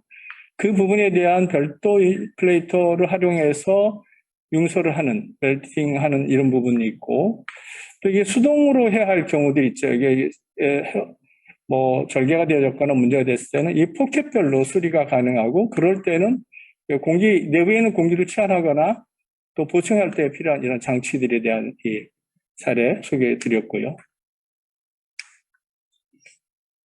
예, 이렇게 해서 가압을 하게 된 상태, 이 가압된 상태의 이 공기 이 튜브, 이 뭐 쿠션이 하나의 이제 지주 역할을 할 수 있다. 그렇기 때문에 케이블을 많이 안 쓴다. 여기에 대한 이 가압 시스템, 이 개념, 이게 하나하나씩 쭉 이어지겠죠? 이게 쭉, 이 부분들이 바로 하나의 터널처럼, 에어 터널처럼 해서 가압 쿠션에 가압을 할 수 있게끔 하는 시스템을 설계한 거고요. 그렇게 되어서 여기 뭐 이 에어스판, 이 스판과 심실 라인이 구조제 역할을 한다. 에어 기둥이 이제 프레임 역할, 결국은 이제 석가래, 래프터가 완성이 되어져서 이렇게 한다. 이런 부분에 대한 설명. 이렇게 해서 거의 케이블 없이도 전체적으로 상당한 그 내압을 유지하기도 할 뿐만 아니라 외력에 대한 그 능력이 충분하다라고 하는 것이 이 유럽 저희가 도입한 기술이 되겠습니다. 앙카링에 대한 설명 쭉 해서 부분들이고요. 그러면 이제 케이블은 전혀 안 쓰느냐는 아니고요. 그걸로만 좀 부족할 때에 어떤 극한 상황을 고려해서 치밀하게 계산해서 절제된 케이블을 적용한다.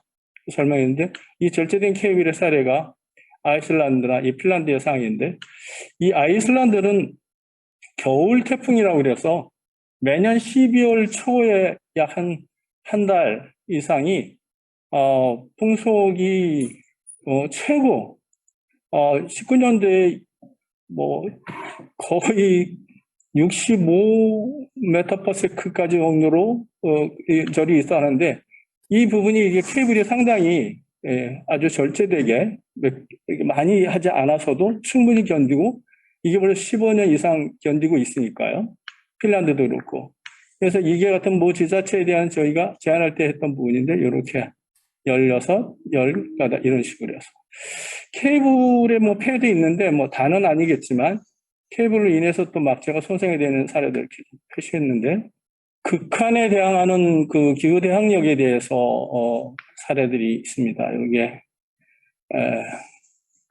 오히려 극지방이라 할 수 있는 쪽, 캄차크 반도에 있는 쪽, 또 아주 더운 두바이나 또 사우디, 아부다비 같은데 실질적으로 이미 운영이 되어지고 있고 내부에 이 공기 아까 그 쿠션이 그 단열 지술 높음으로 인해서 크게 많이 뭐 칠러나 이런 걸 쓰지 않아서도 내부의 온도를 유지할 수 있는 부분, 강풍 강설 이 부분 거의 눈이 공면이 잘 되어서 흘러내리기도 하지만 특별히 융설 장치를 통해서도 이렇게 실질적인 사례가 20년 이상 운영되어지고 있는 그 검증되어진 기술이라고 하는 부분을 좀 말씀드리고요. 그런 그 유럽의 그 듀얼 회사에 대한 이제 소개, 막구조 전문 회사이기도 하고요. 다양한 그 경험과 기술력을 보유하고 있습니다. 이런 사례들, 화면들이 좀 흐려서 그런데요. 각종 스포츠 시설서부터 다양한 시설에 지금 쓰고 있고요. 이게 분포도인데 이게 좀 저 15년도 버전이니까 1,500개인데 지금 약 한 2,000개 정도의 실행을 가지고 다 견디고 있는 부분이라 설명. 네, 이런 그 AA, 3A 정도까지 받았다는 회사. 네, 이 정도로 저희 회사 간략하게 소개드렸습니다. 감사합니다. 방금 서울 TNT 이희철 부사장께서 서울 TNT가 보유하고 있고 또 이제 국제적으로 서로 협력하는 그런 기술들에 관해서 말씀이 있었습니다. 그리고 이제 지금 예정된 시간 약간 일찍 끝났는데요. 이제 마지막 우리 기업들 말씀이 다 끝나고 같이 한꺼번에 여러 가지 더 좋은 이야기들을 같이 나누고자 합니다. 그래서 바로 이어서 우리 타이거에서 주식회사 타이거에서 윤기동 박사님께서 나오셔서 기술연구 사장이 있습니다. 나오셔가지고 타이거가 가지고 있는 이제 고유 기술에 대해서 말씀해 주시겠는데요. 여러분 아시다시피 타이거는 상당히 이제 업력이 오래되었습니다. 상암 경기장이라든지 제주 경기장, 진주 경기장, 이 보석성 야구 부자, 지붕터에도 또 직접 지붕 시공도 직접 하신 전통적인 기업입니다. 한번 말씀 들어보시고 한번 또 좋은 시간, 귀한 시간 나누도록 하겠습니다. 우리 박수 부탁드릴까요? 예. 부탁드려요. 안녕하십니까. 저는 타이거 기술연구소장을 맡고 있는 윤기붕이라고 합니다. 오늘 국민과 함께하는 대한민국 건축주간을 맞아서 저희 회사에 이렇게 홍보할 수 있는 또 강소기업으로 소개할 수 있는 기회를 주신 여러분들께 또 이렇게 관계자분들께 깊은 감사를 드립니다. 보고 드릴 순서는 회사 소개, 시공 사례, 에어돔 제작 기술 이런 순으로 보고를 드리도록 하겠습니다. 저희 회사 연역을 좀 말씀드리겠습니다. 저희 회사 타이거는 1978년 7월 14일 날 창업을 해서 올해로 43주년이 된 회사입니다. 최초에는 군용 천막 이런 것들로 시작을 해서 2000년대 들어서서는 에어돔 및 막구조 사업을 이렇게 본격적으로 진행을 했고요. 지금은 에어돔하고 막구조 분야에서는 그래도 세계 최고의 기술을 가지고 있는 막구조 전문 회사라고 할 수 있겠습니다. 이를 바탕으로 해서 타이거에서는 인류가 원하고 또 동종업계와 함께 새로운 에어돔 시장을 열어가는데 최선을 다하도록 하겠습니다. 회사 현황입니다. 저희 타이거는 충북 충주시 대전이 일길에 본사 및 공장을 가지고 있고 서울 방배동에 서울 사무소를 운영을 하고 있습니다. 종업원은 약 40명 정도 되고요. 충주의 공장은 가장 넓은 공장을 가지고 있고 생산 설비도 가장 큰 생산 설비를 가지고 있습니다. 타이거에서는 엔지니어링 분야에서 현장 상황 및 기상 조건을 분석을 하고 구조 검토 및 설계 작업을 진행을 합니다. 이에 따라서 이제 형상, 응력 해석, 패턴 설계들을 진행을 하고 검단기나 또 계측 장비를 이용해서 종합 품질 관리 업무를 수행을 하고 있습니다. 아울러 컴퓨터를 이용한 원단별 전용 웰딩기를 운영을 하고 있고 컴퓨터 재단기 등을 운영을 하고 있습니다. 시공 및 유지관리 분야에서는 20년 이상 경험의 당사 시공 기술자가 직접 시공을 하고 있고 충주에서 전국적으로 4시간 이내 모든 사업장을 이렇게 달려갈 수가 있습니다. 그래서 가장 빠른 시공 및 유지관리 시스템을 가지고 있습니다. 아울러 저희들은 부설 연구소를 설립을 해가지고 전문 인력을 구성을 해서 관련 특허 분야 또 새로운 기술 분야를 선도해 나가고 있습니다. 타이거 에어돔 시공 사례입니다. 당진 심팩 에어돔, 그 다음에 두 번째 상계 아이스링크 에어돔, 세 번째 서울 모터쇼 자동차 전시장, 대구 달성 에어돔, 그 다음에 중소기업 전시장 정도로 활용을 했던 에어돔이 있었고요. 그 다음에 익산 폐기물 처리장, 그 다음에 제천 매립장, 그 다음에 여의도에 코엑스 외계 전시장을 만든 바가 있습니다. 이 에어돔은 충주 센트로 에어돔이 되겠습니다. 폐기물 처리장 에어돔입니다. 아래는 에어돔 내부, 그 다음에 컨트롤 판넬, 그 다음에 비상발전기, 송풍기, 그 다음에 차량 출입을 위한 이중문 설치 등, 그 다음에 기계실, 이런 설비들을 지금 표시해 놓고 있습니다. 에어돔 전쟁은 충주 센트로 에어돔인데요. 상부에는 융설설피가 설치되어 있고 약 한 2만 제곱미터 정도 크기의 에어돔입니다.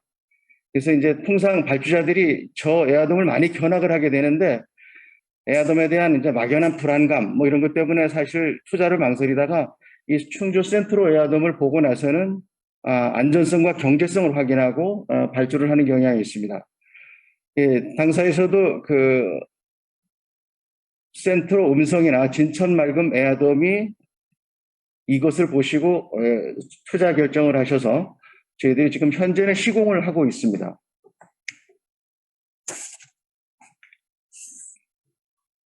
이거는 아직 시공되지는 않았지만 그 8월에 안산시에서 발주하는 그 생존 체험 수영장 에어돔입니다. 이 에어돔에 대해서는 외국사 기술 제의 없이 안산시에서 발주하는 공개 경쟁 입찰을 통해서 2021년 8월에 수주한 에어돔입니다. 기술 제안서 평가 시 건축물의 단열 시공 방법, 안전 프레임 설치 및 빛 반사막 설치, 수영장 운영 기준에 맞는 공기조화 설비 설치, 신속한 사후 관리 이런 부분에서 기술 평가 부분에서 최고 수준으로 평가를 받은 바가 있습니다. 현재는 엔지니어링 및 설계 업무를 수행 중에 있으며 기자재 발주 및 제작 과정을 거쳐서 2022년 6월에 준공할 예정으로 있습니다. 다음은 대공간 막구조 시공 사례입니다. 고척 스카이돔, 또 상암 월드컵 경기장, 진주 종합 경기장, 서귀포 월드컵 경기장, 고양 종합운동장 등 중요한 그 체육시설 경기장의 그 막구조를 타이거에서 수행을 했고요. 이것은 인도네시아 크라카타우 그 저탄 시설이 되겠습니다. 18만 9천 정도의 면적을 가지는 대용량 저탄장이 되겠습니다. 이러한 실적들을 바탕으로 해서 하동화력 발전소 옥내 저탄장을 수주를 한 바가 있습니다. 이것은 면적으로 다 23만 1000제곱미터 이상의 그 큰 면적을 가지고 있고 아마 이러한 면적 크기는 단일 규모로는 국내는 물론 세계적으로도 제1위의 그 기록물이 되지 않을까 이렇게 기대가 되고 있습니다.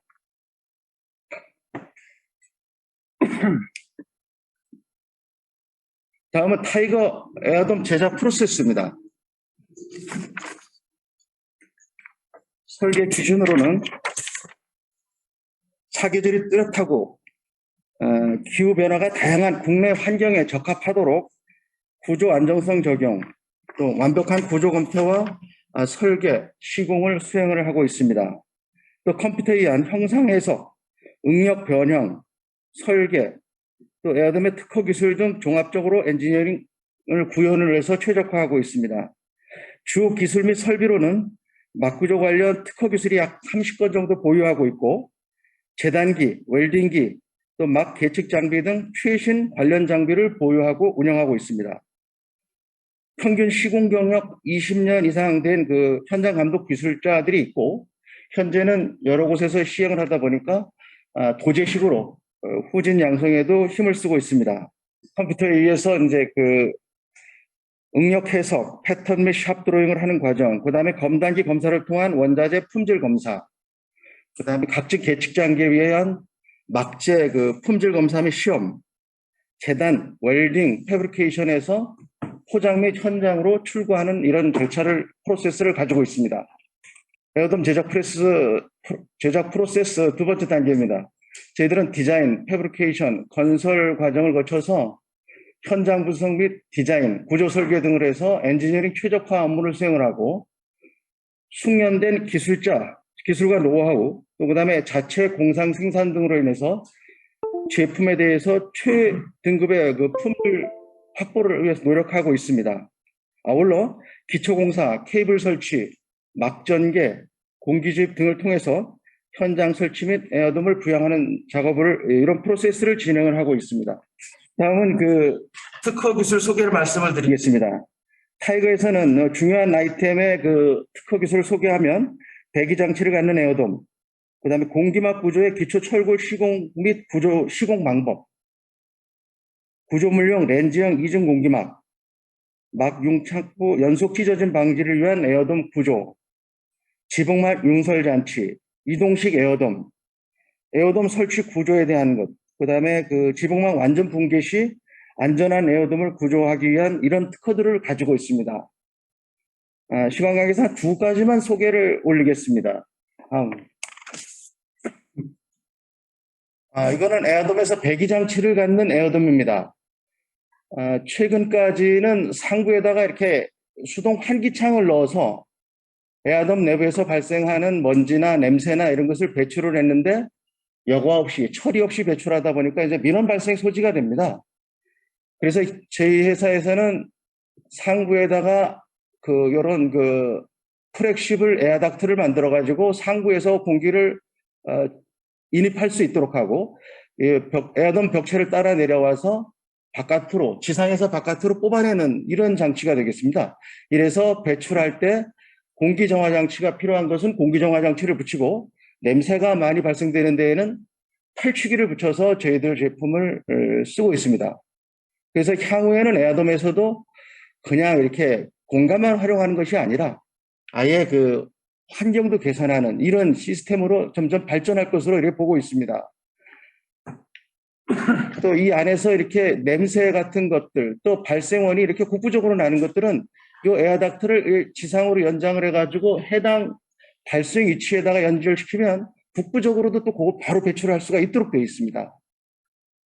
또한 이제 앞으로 많이 스포츠 시설 등에서 쓰여질 걸로 생각이 됩니다만은 대형 에어돔의 온도를 빨리 낮추는 것은 대단히 중요한 기술입니다. 근데 이제 저희들은 이 설비를 이용해서 냉방기를 이용해 가지고 찬 공기를 하부에서 공급하고 또 상부에 뜨거워진 공기를 바로 배출함으로 해서 신속하게 공기를 이리 치환에 의해 가지고 바꿈으로써 냉각 효과를 빨리 구현을 할 수가 있는 이런 설비가 되겠습니다. 다음입니다. 다음은 융설 설비에 대한 내용입니다.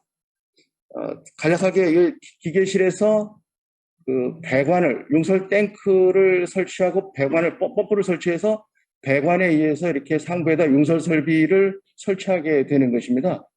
이 분야의 특허를 가지고 있고 저희들이 에어돔 상부에서 이렇게 시험한 융설 분사 장치입니다.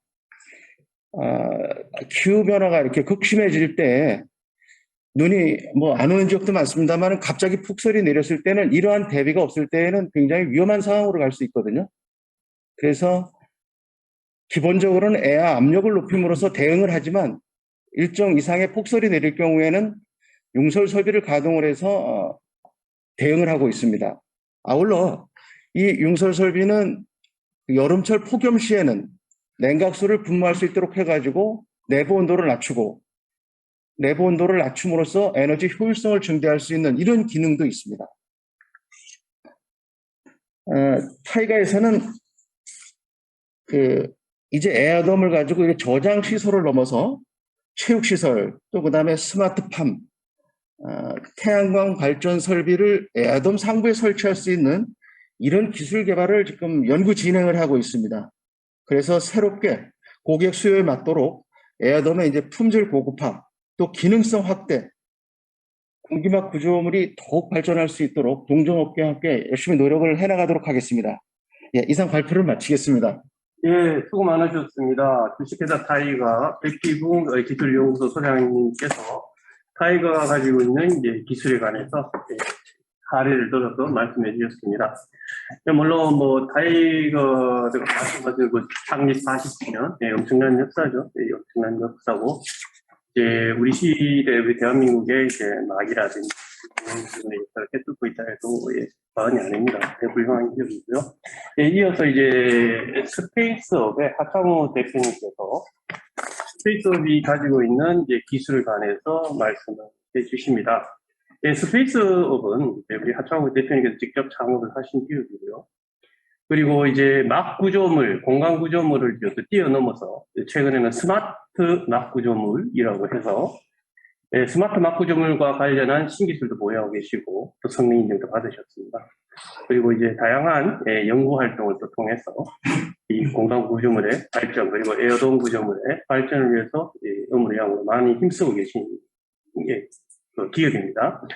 네, 오늘 이제 마지막인데요. 우리 스페이스업 하창우 대표님 모시고 스페이스업이 가지고 있는 기술 얘기 관해서 한번 큰 박수로 맞이해 주시기 바랍니다. 네, 안녕하세요. 주식회사 스페이스업 대표이사 상우입니다. 방금 회장님께서도 설명해 주셨지만, 저희가, 아주 강소기업으로서, 즉 대형 기업은 아닌데요.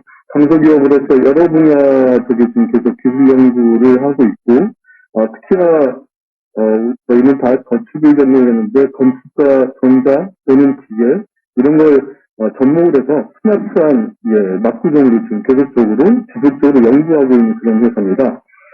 그리고 그의 결과물을 가지고 오늘 에어돔에 접목할 수 있는 그런 기술을 좀 소개해드리고자 이 자리에 왔습니다. 소개는 이 순서로 소개해드리도록 하겠습니다. 다음. 네. 다음.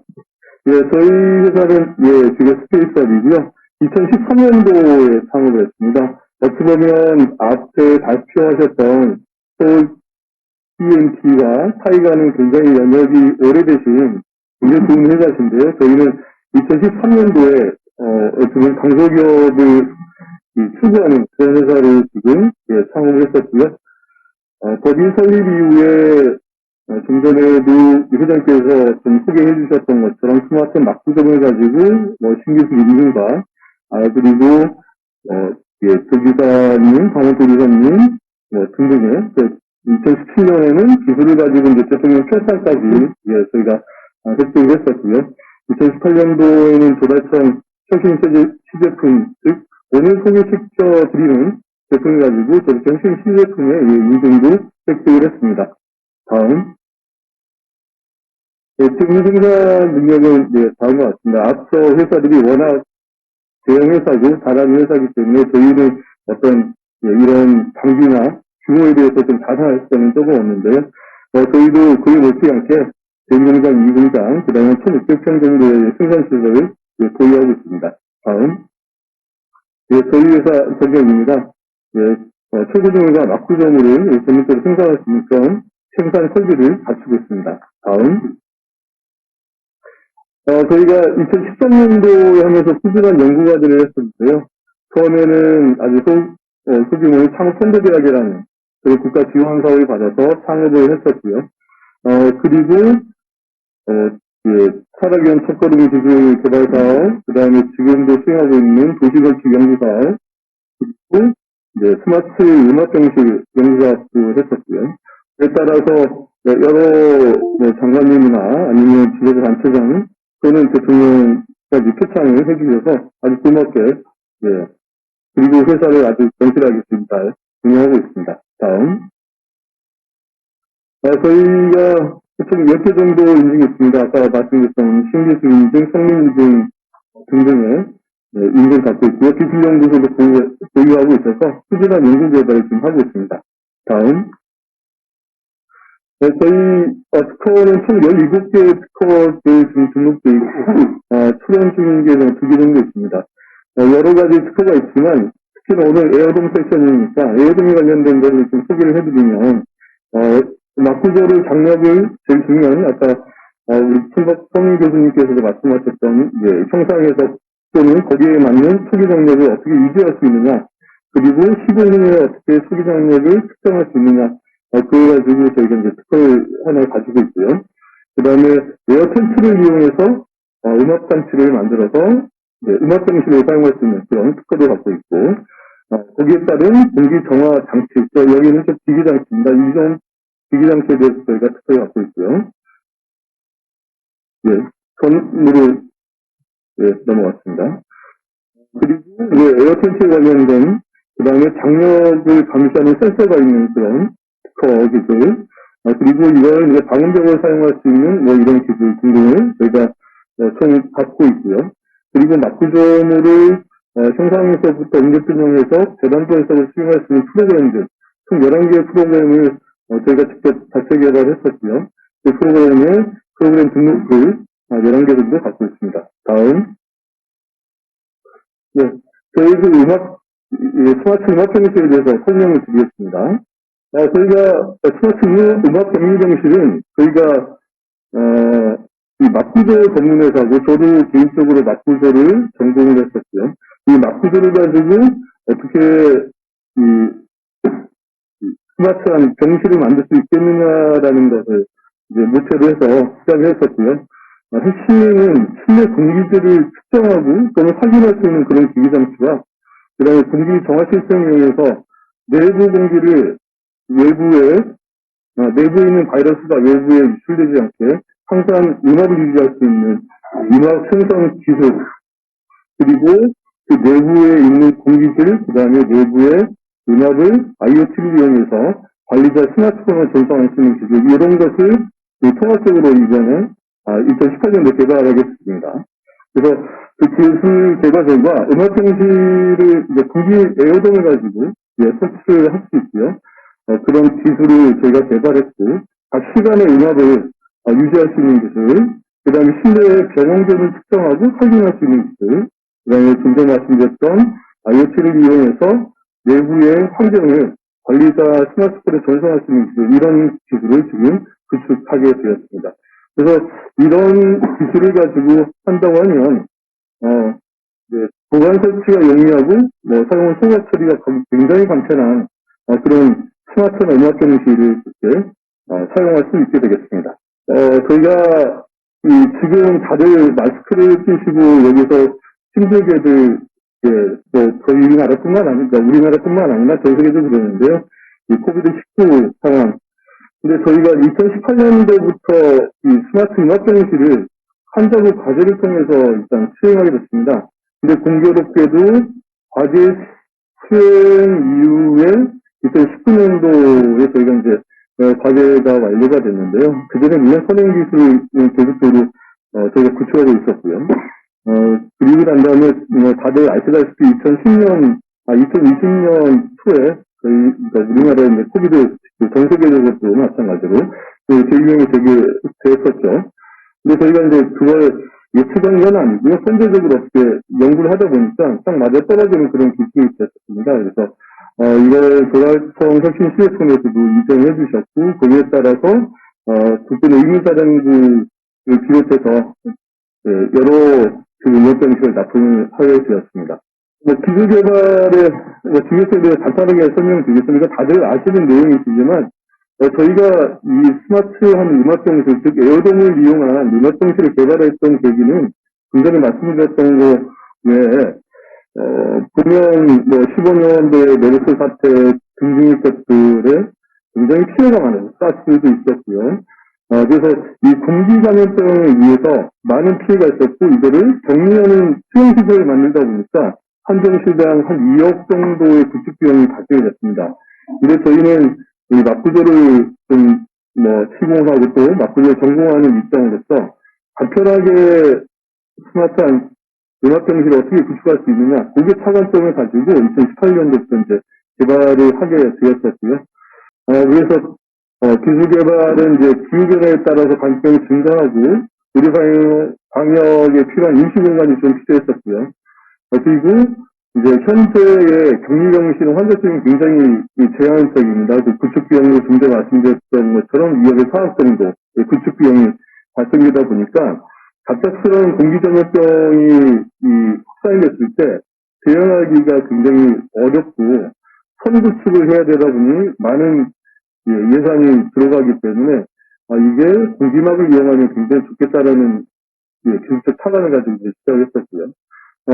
결국에는 이제 구축 비용이 유지 비용이 많이 감소가 됐고 응급 현장에서의 즉시 설치, 갑자기 어느 지역에서 어떤 환자가 격리가 필요하다 그러면 창고에 보관되어 있는 음압병실을 즉 에어돔, 앞서 여러 교수님, 박사님, 그 다음에 대표님들이 회사 관계자께서 설명해 주셨던 것처럼 에어돔의 가장 큰 장점은 구축이 굉장히 빠르고 보관이 굉장히 용이하다는 그런 장점이 있습니다. 그래서 위급하게 설치할 수 있는 그런 구조 시스템이고요. 그리고 이게 환자가 퇴원하거나 그랬었을 때 기존의 이 건물로 되어 있는 이런 병실은 내부 소독이나 이런 부분에서 굉장히 많이 또 비용이 발생되고 어려움이 있는데 이거는 천으로 되어 있는 거다 보니까 바로 소독을 하거나 또는 소독이 어려울 경우는 소독까지 할 수 있는 이제 그런 큰 장점이 있는 그런 시스템이었습니다. 그래서 최종 개발했던 거는 저희가 이제 재단 디퓨저로 사용할 수 있는 공기막 구조물, 그 다음에 실내 공기를 정화할 수 있는 정화장치, 그 다음에 이걸 IoT로 연결해서 관리자 스마트폰을 전송할 수 있는 IoT 제어 시스템, 총 이런 걸 하나의 통화 시스템을 개발했었고요. 이걸 가지고 각각의 사업화를 지금 진행하고 있습니다. 좀 전에 말씀드렸던 내용을 저희가 이제 보시면 이런 모델링을 해서 여기 보시면 이제 음압, 양압을 발생시키는 장치, 실내 공기를 정화하는 장치, 여기는 전체 시스템을 구성해서 공기질 측정과 그 다음에 와이파이를 이용해가지고요, 데이터를 생성하는 장치 이렇게 좀 구성이 되어 있습니다. 그래서 저희가 개발했던 전실은 3m에서 10m 정도 모듈이 됐고요. 사람이 입구에 들어왔을 때 전실, 즉 병원 외부 공기를 차단시켜야 되다 보니까 전실이 필요하고 환자가 머무는 병실 구간이 있고요. 그 다음에 환자의 소독이나 나머지 일을 할 수 있는 그 화장실 공간으로 이렇게 구역이 되어 있습니다. 그래서 전실과 병실에는 외부 공기를 안으로 넣어주는 양압 장치가 들어가 있고요. 이 더러워진 공기를 이쪽에 화장실 공간으로 코딩을 해서 여기서 외부로 빼주는 음압 장치가 들어가 있는 겁니다.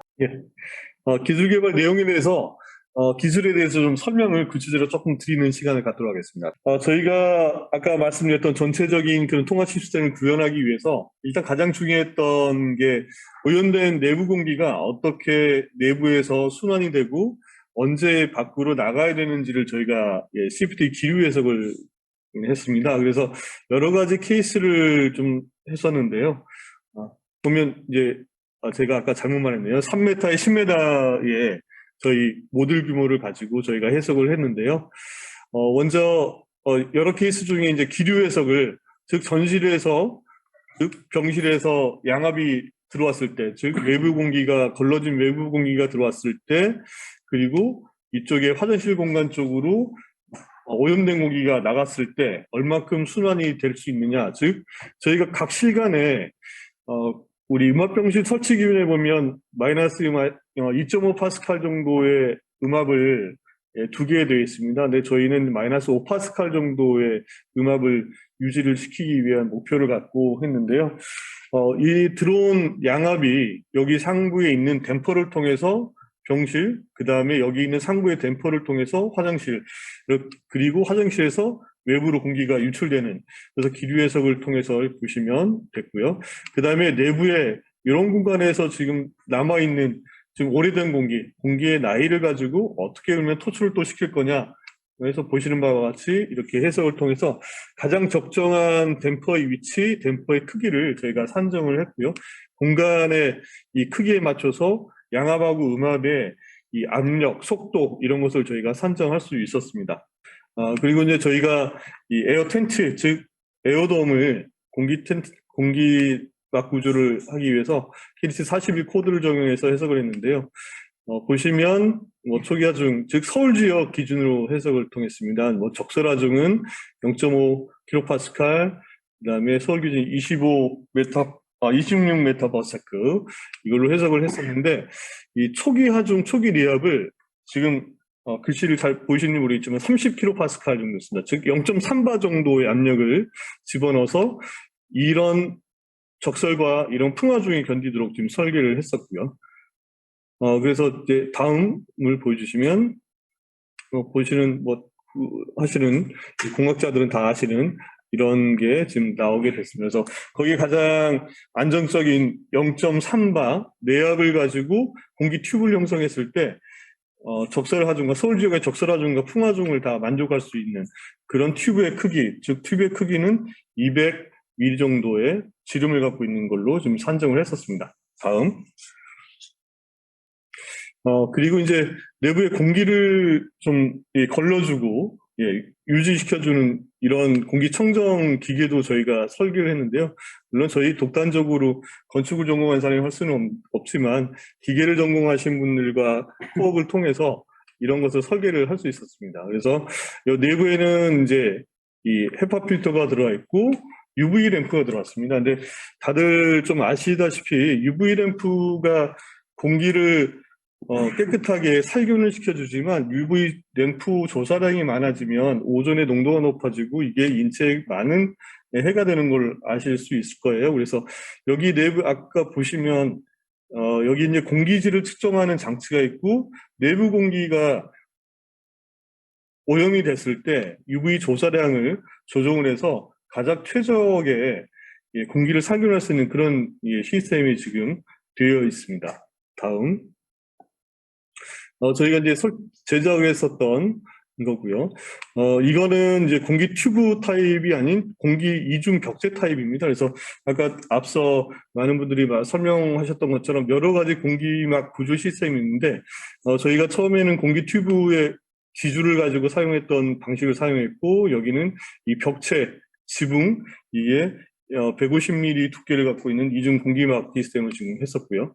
여기 보시는 게 양압기, 여기 뒤에가 음압기가 형성되어 있고, 이게 내부의 공기를 케어해주는 그런 공기 정화 장치가 되겠고, 이게 이제 공기질을 측정하고 센서 IoT, 즉 와이파이 모듈이 들어있습니다. 그래서 와이파이 모듈을 통해 가지고 데이터를 외부에 전송하는 그런 시스템으로 지금 작동하게 되어 있습니다. 다음. 저희가 이제 만들었는데 시험을 어떻게 잘 받았는지를 한번 말씀드리겠습니다.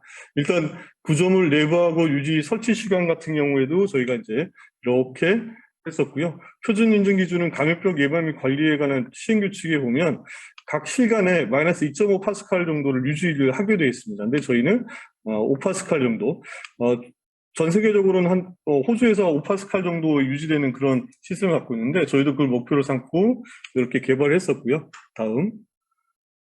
네.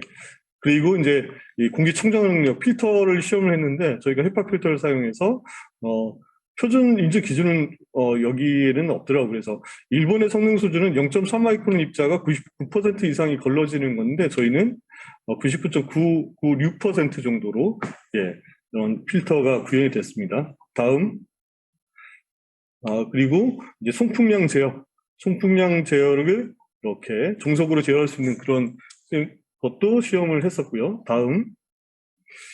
그리고 이제 UV 램프 살균 성능 시험도 했습니다. 그래서 환경부 고시 기준의 표준평가법을 이용해서 이런 기준 이상으로 했었습니다. 1분 내 99.98%의 세균을 살균하는 걸로 지금 그렇게 되어 있습니다. 다음. 그리고 이제 이런 부품들을 모아서 하나의 양압기, 음압기, 공기청정기를 만들어내는데 필터 외에 다른 곳으로 바람이 새면 안 되기 때문에 얼만큼 정밀을 하게 기계가 만들어졌느냐를 테스트하는 누적 통과율 실험을 하게 되어 있습니다. 그래서 누적 통과율 실험은 99.9% 이하, 이것도 이제 감염병 예방에 관련된 규칙에 있는데요. 저희는 그것보다 좀 더 높은 성능, 99.96% 정도 이하의 통과가 되는 걸로 그렇게 확인이 됐습니다. 다음. 그리고 이제 이 제품을 이제 전자파가 전기 제품이다 보니까 전자파 적합 시험도 했었고요.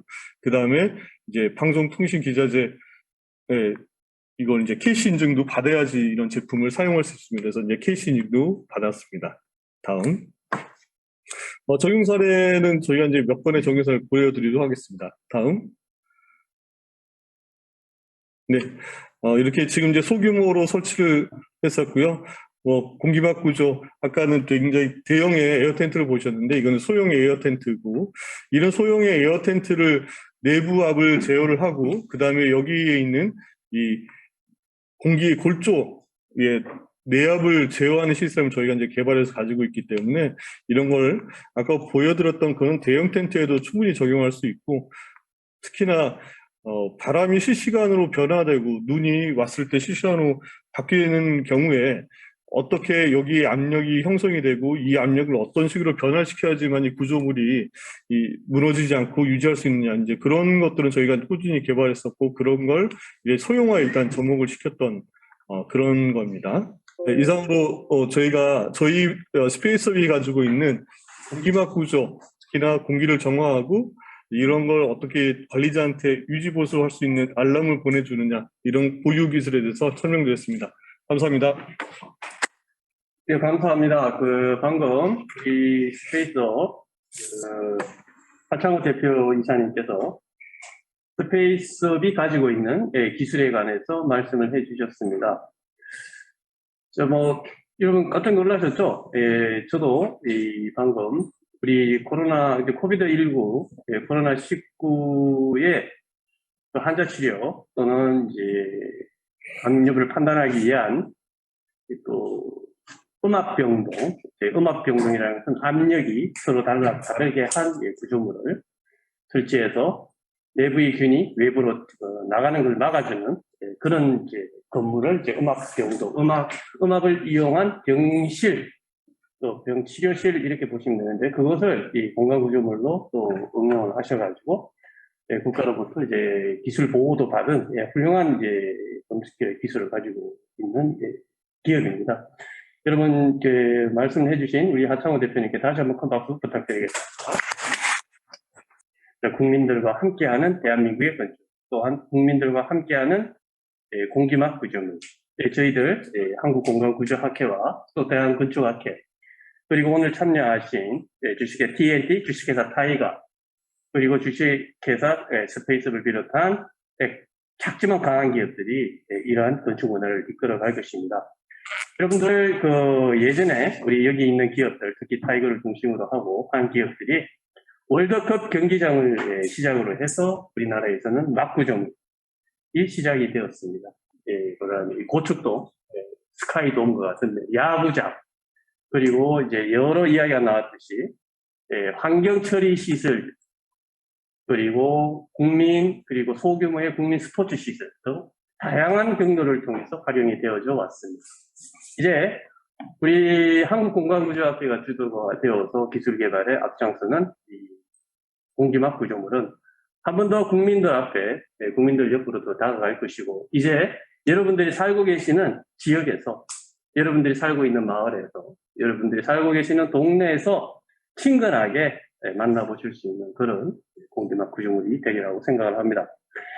국민 여러분, 오늘 이렇게 국민 여러분들께 공기막 구조물을 소개시켜드리는 시간을 갖게 되어서 한국공간구조학회 회장을 비롯한 모든 회원들이 무한한 영광과 그리고 감사의 말씀을 드리고, 이것으로서 오늘 열린 2021 건축의 날 한국공간구조학과 함께하는 공기막 구조물의 설계 및 해석에 관한 특강은 모두 마치도록 하겠습니다. 오늘 행사를 준비해 주신 대한건축학회 관계자 여러분들께 감사의 말씀드리고, 오늘 특강을 해주신 에코닝 기술연구소 소장이신 김희균 박사님, 그리고 한국기술교육대학교 송수덕 교수님, 그리고 TNT 이희철 부사장님, 그리고 타이가의 윤기붕 기술연구소 소장님, 그리고 스페이스업의 하창호 대표님께 다시 한번 뜨거운 박수를 보내드리면서 행사 마치도록 하겠습니다. 감사합니다.